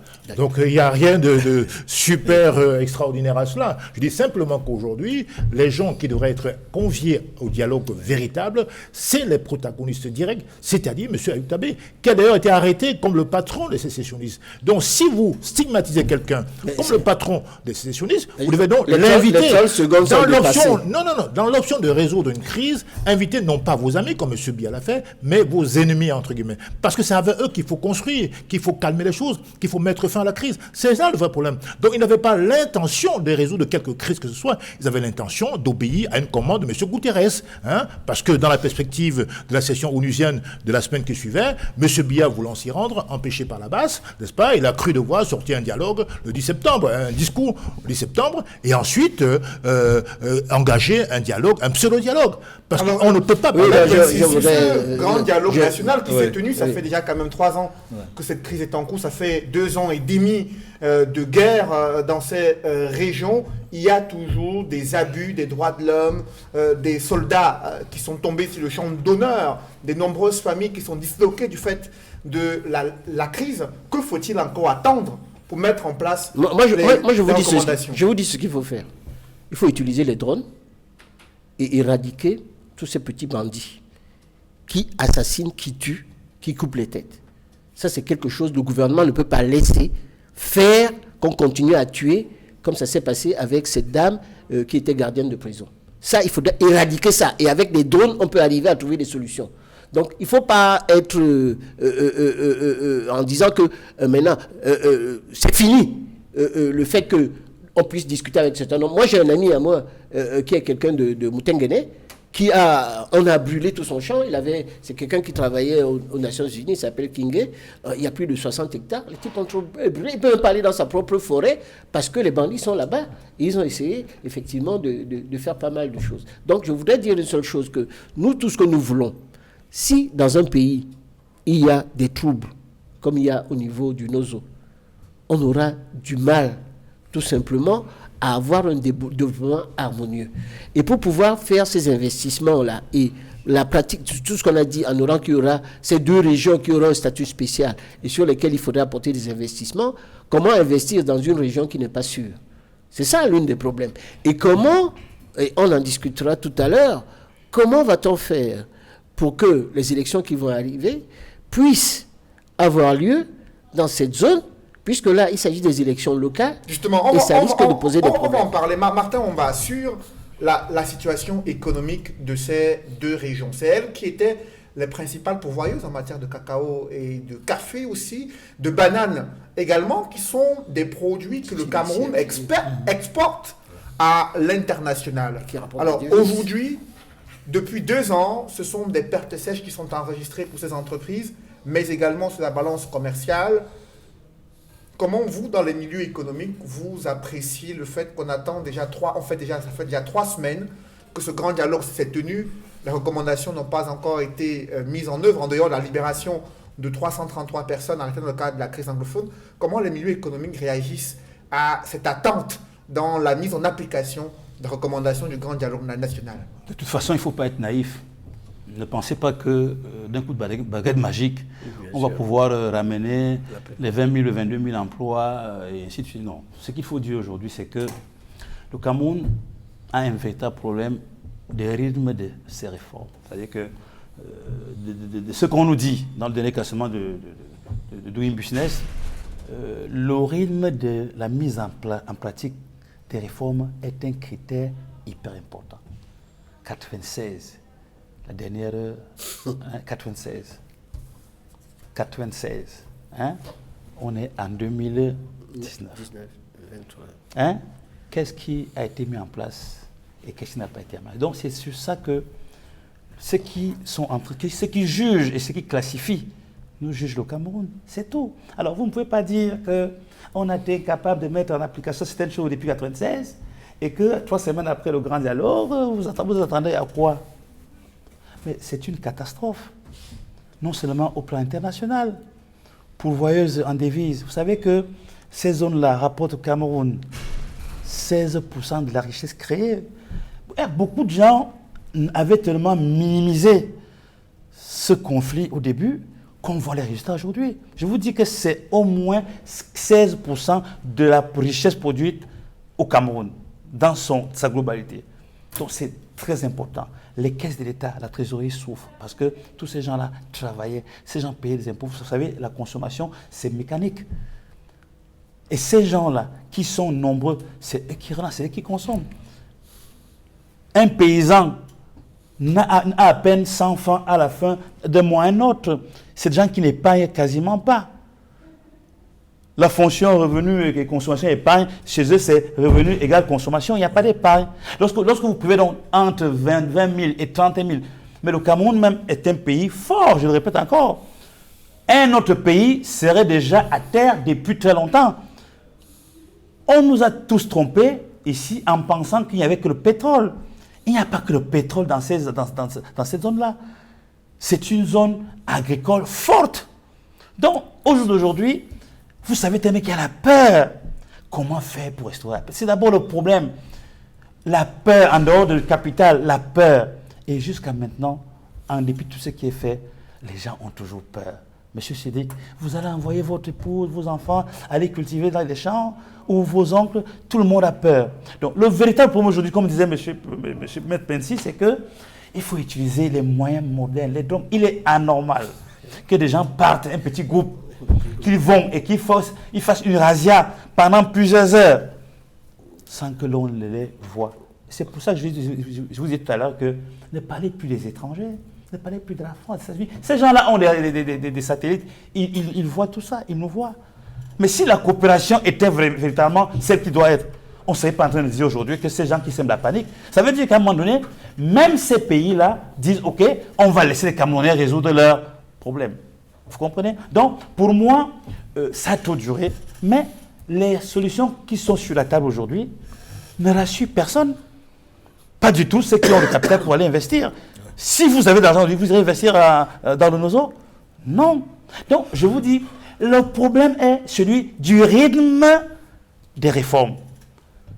Parce qu'au sortir du grand dialogue national, est-ce qu'il y a volonté de réforme? C'est ce que j'entends de dire. Que ce que nous pensons, c'est que si nous disons aujourd'hui que même si on donne l'équivalent du budget du Cameroun comme aide au Cameroun aujourd'hui, cet argent va aller où? Dans la corruption.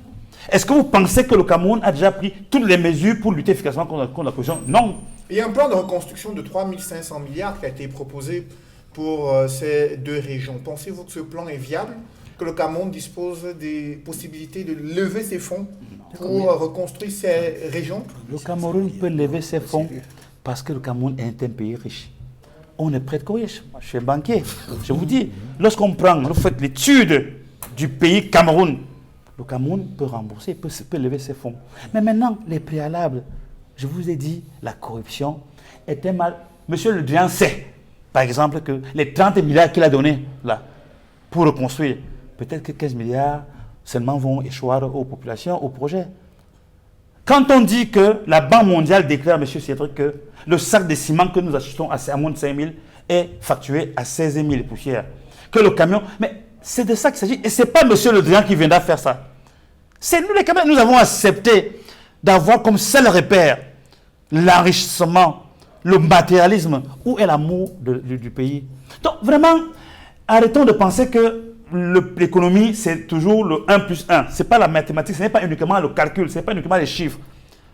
L'économie, c'est aussi le descriptif. Est-ce que le Cameroun aujourd'hui a suffisamment décrit les valeurs qui sont les siennes en termes de valeurs morales pour pouvoir passer ce cap? C'est un cap très important qu'aujourd'hui, on ne se donne pas les moyens de le traverser. Non, on ne peut pas s'en sortir tant que la peur continue.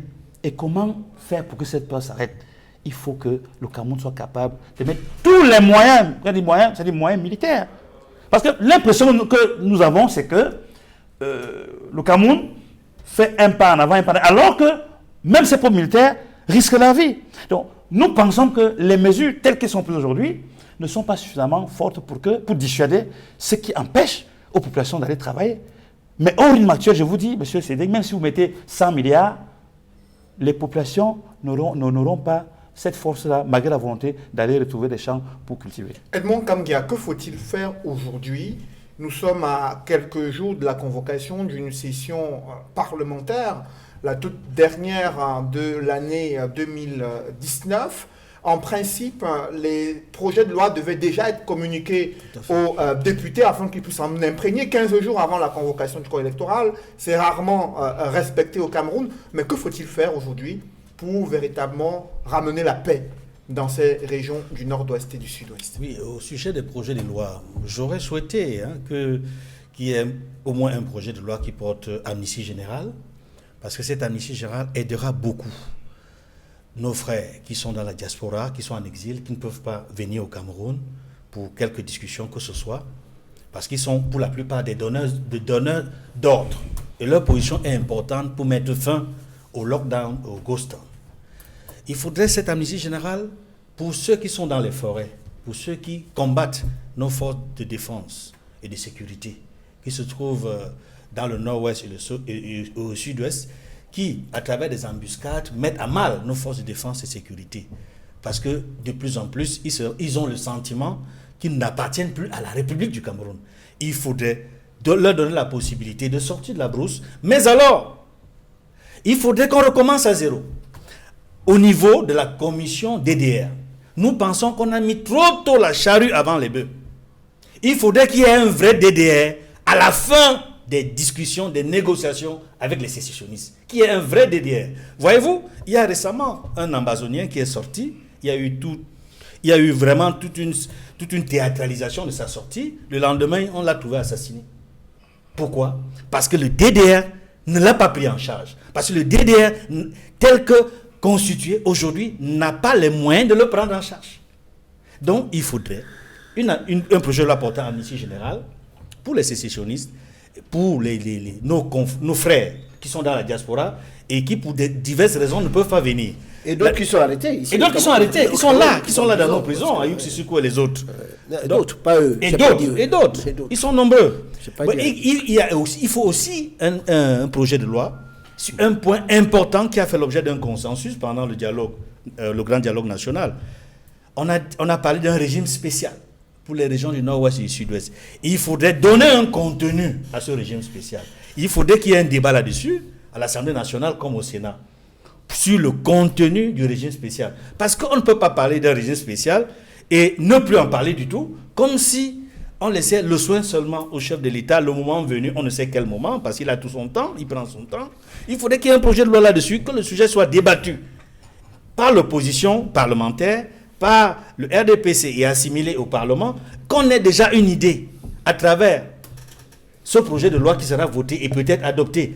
Puisque lors du grand dialogue national, la question du fédéralisme a pratiquement été bottée en touche.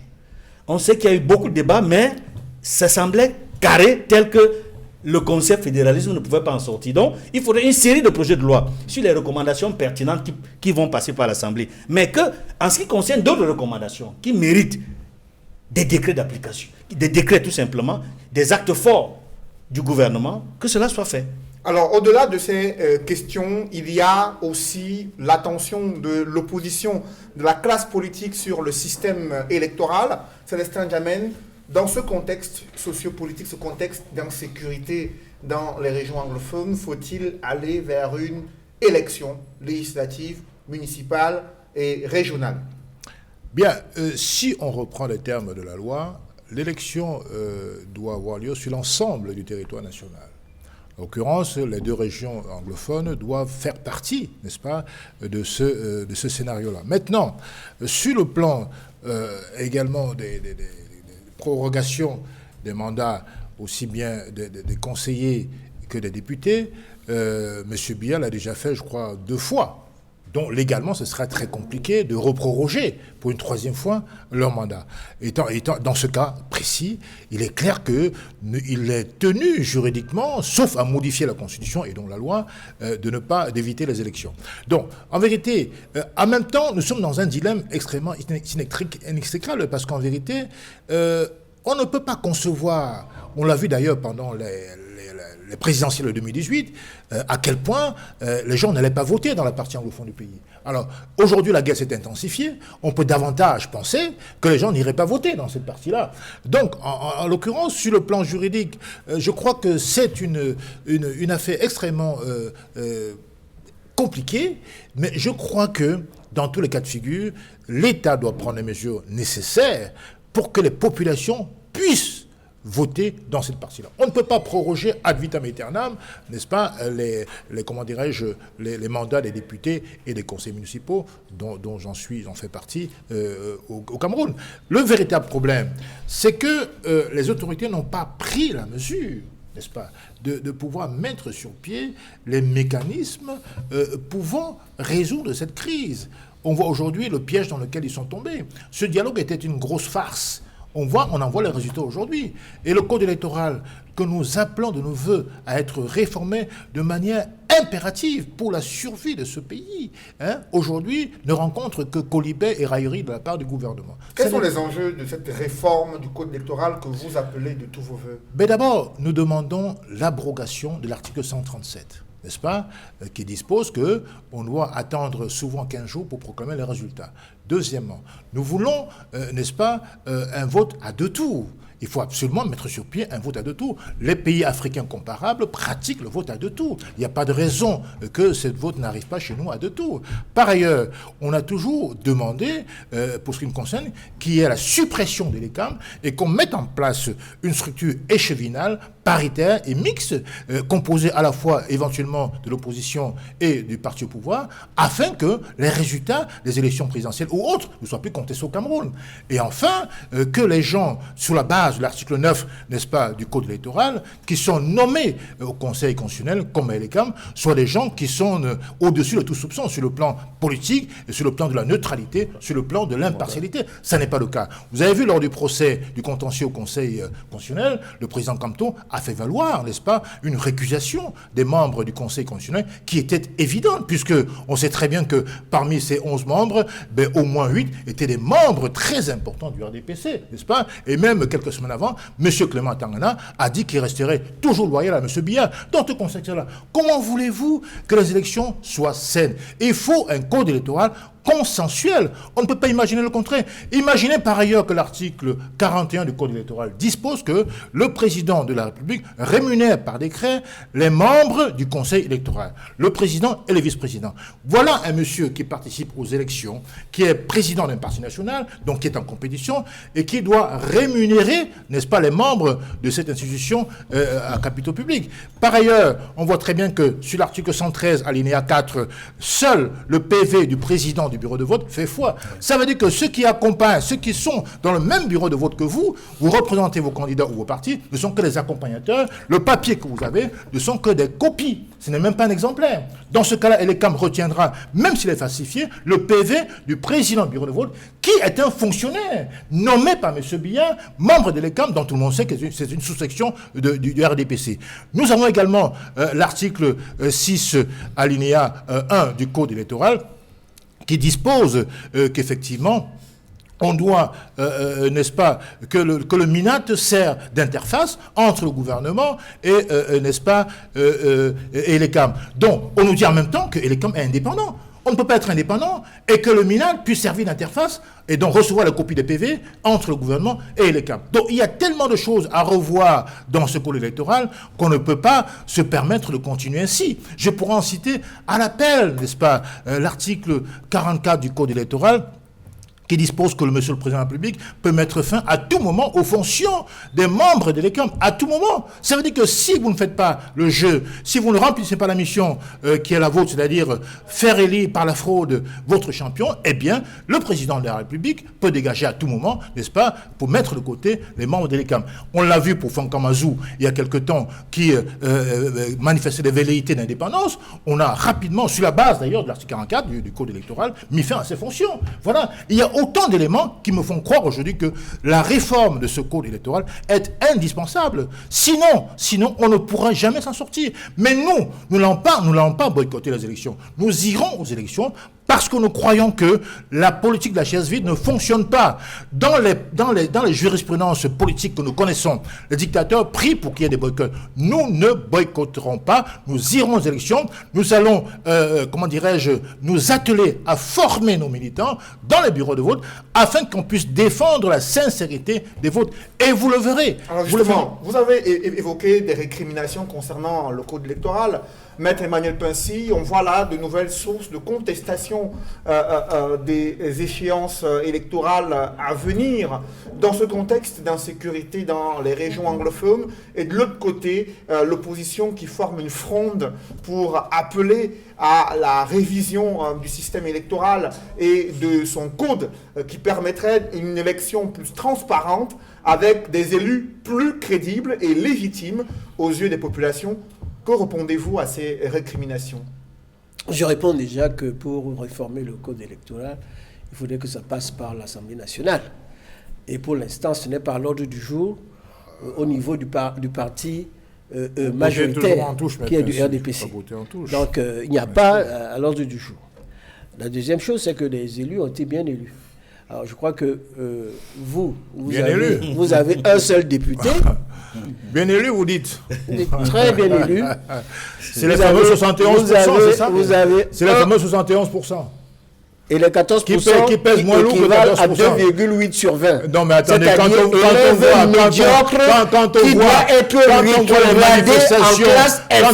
l'expression de liberté des Camerounais, on sait très bien que 14% pèse plus que 71%. Laissez-moi ça, c'est les faits, Maître Pincy. Au niveau du RDPC, le code électoral, la révision n'est pas à l'ordre du jour. C'est le parti majoritaire à l'Assemblée nationale. Lorsque vous serez majoritaire d'ici 50 ans, vous aurez le temps de tout modifier. En clair, la deuxième chose. En clair, vous balayez d'un revers de la main les critiques de l'ensemble de l'opposition sur certaines dispositions de ce code électoral qui, selon eux, ne favorisent pas une élection transparente des acteurs politiques, quelle que soit leur obédience politique.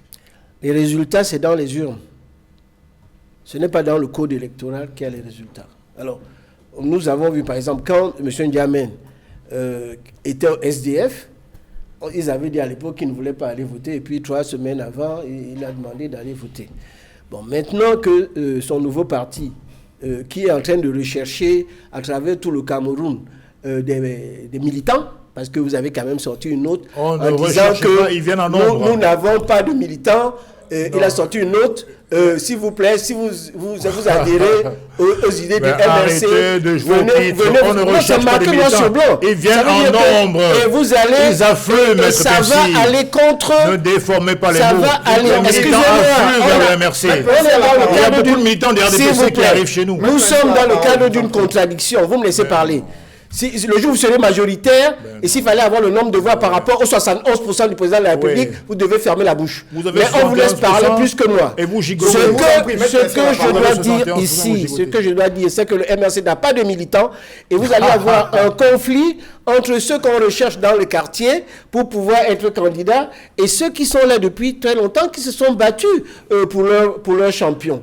Et je dois dire que ce n'est pas ça également la démocratie. Nous avons le plus gros contingent de militants. Dans une république, au niveau du RDPC, les élections se font parmi les militants et on passe à un vote pour pouvoir choisir celui qui va les représenter. Donc, votre réforme, pour l'instant, elle n'est pas à l'ordre du jour. La deuxième chose que je voulais vous dire, c'est que vous voulez des élections à 2 tours. Est-ce qu'il y a des élections présidentielles à 2 tours aux États-Unis? Ça n'existe pas. Est-ce qu'il existe, même si le système n'est pas le même, c'est la même chose. Il n'y a pas 2 tours. C'est la même chose. Non, même si c'est les grands électeurs, mais c'est un tour. Est-ce qu'il y a le système à 2 tours en Angleterre? Il y a la transparence. Il n'y a pas de système à 2 tours. Il y a la transparence. Et le système à 2 tours est un système qui est coûteux pour les finances de la nation. C'est plus coûteux que les détournements de fonds publics. Si vous voulez, monsieur, plus gagner, coûteux que le retrait de la canne, vous pouvez vous mettre une 500 coalition. milliards partis en fumée. Excusez-moi. Moi, je pense même que le système à 1 tour favorise l'opposition. Parce qu'il suffit que tous se réunissent et choisissent un candidat pour aller contre notre candidat, qui va toujours gagner. Là, vous serez tous derrière, unis contre un seul. Mais quand vous êtes dans l'incapacité de vous unir, quand vous êtes dans l'incapacité de vous entendre, quand vous êtes dans l'incapacité de former une vraie opposition, parce que sur l'opposition camerounaise, sur les 23 candidats, le président de la République, Paul Biya, est arrivé avec 71,28%. Ça veut dire que l'opposition camerounaise n'existe pas. Et moi, je voudrais une seule chose pour vous dire. Je souhaite vraiment que vous, et je crois que vous avez fait, vous ne marchez plus. Vous cessez vos marches, vous rentrez dans le jeu démocratique, on va dans les élections qui auront lieu, et à ce moment-là, on va voir ce que vous allez peser au niveau électoral. Je crois que c'est ça la démocratie. Non, je voudrais dire ceci. Et si vous allez dire que vous allez... autant peur, non. Ça veut dire que c'est nous qui avions les 71%. Vous savez très bien. Libérez les Camerounais. À défaut de cela, vous risquerez de vous livrer... Vous n'êtes pas un démocrate. Vous livrez, n'est-ce pas, à des soulèvements beaucoup plus conséquents. Alors, après vous, messieurs, j'aimerais que Edmond Kamgia puisse dire un mot avant Martin Omba. Edmond Kamgia sur l'enjeu de système électoral dont l'opposition souhaite une réforme consensuelle, et de l'autre côté, dans les rangs du RDPC, on estime que ce code électoral favorise des élections transparentes et qu'il faut aller vers des élections. Quel est votre point de vue? D'abord, je dois exprimer ma surprise d'apprendre de Maître Tinsi que ce n'est pas à l'ordre du jour au RDPC. Parce que si je m'en tiens à ce que j'ai vu et entendu au Grand Dialogue National, il y a un membre du bureau politique, le sultan Ibrahim Bobon-Dioya, qui a évoqué la nécessité d'une alternance. La nécessité d'un scrutin majoritaire à 2 tours.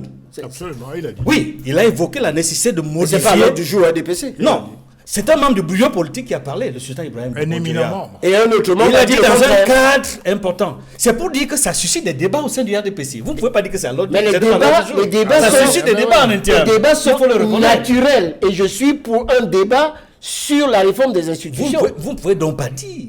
Bon, laissez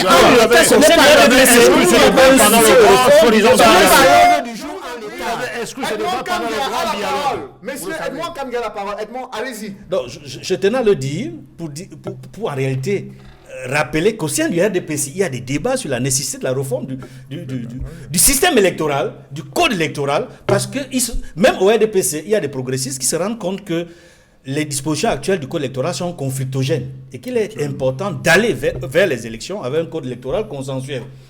Donc, au sein du RDPC, comme dans l'opposition, j'observe qu'il y a des Camerounais qui veulent qu'il y ait véritablement un code électoral consensuel, qu'il y a des dispositions qu'il faudrait modifier. Mais pour cela, il faudrait qu'il y ait soit une proposition de loi, soit un projet de loi qui soit acheminé à l'Assemblée nationale, au Parlement, en général au Sénat, pour qu'il y ait un débat là-dessus, avant les élections. Alors, Martin Ombazing, sur ces élections à venir, dans un contexte d'insécurité et de crise économique, il faut renouveler, les députés vont remettre en jeu leur tablier, les conseillers municipaux également, si les élections sont convoquées d'ici novembre en 2019, mais il y a la situation sécuritaire dans les régions anglophones qui inquiète plus d'un observateur politique.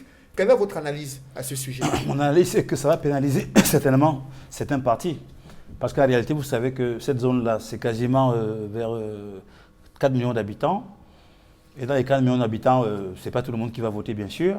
Mais c'est clair et net que si jamais il n'y a pas de paix là-bas, l'élection sera peut-être validée, mais ce ne sera pas bien puisque c'est une partie importante du Cameroun. Moi, ce que je pense, c'est qu'il faut un jour arriver à s'entendre sur le système électoral, hein, puisqu'il y a des dissensions. Moi, je pense certainement que le RDPC aujourd'hui ayant la majorité, s'il faut attendre que ce soit cette majorité-là qui provoque, ce sera très compliqué, puisque je ne vois pas comment ceux-là qui savent que si jamais ça arrive, ils perdront peut-être leur poste, ils vont jamais l'accepter. Donc là encore, c'est une question de volonté. Là, je vais vous dire une chose qui est claire. Le volontarisme politique, moi je ne suis pas un politique, c'est quelque chose de très important. Très important.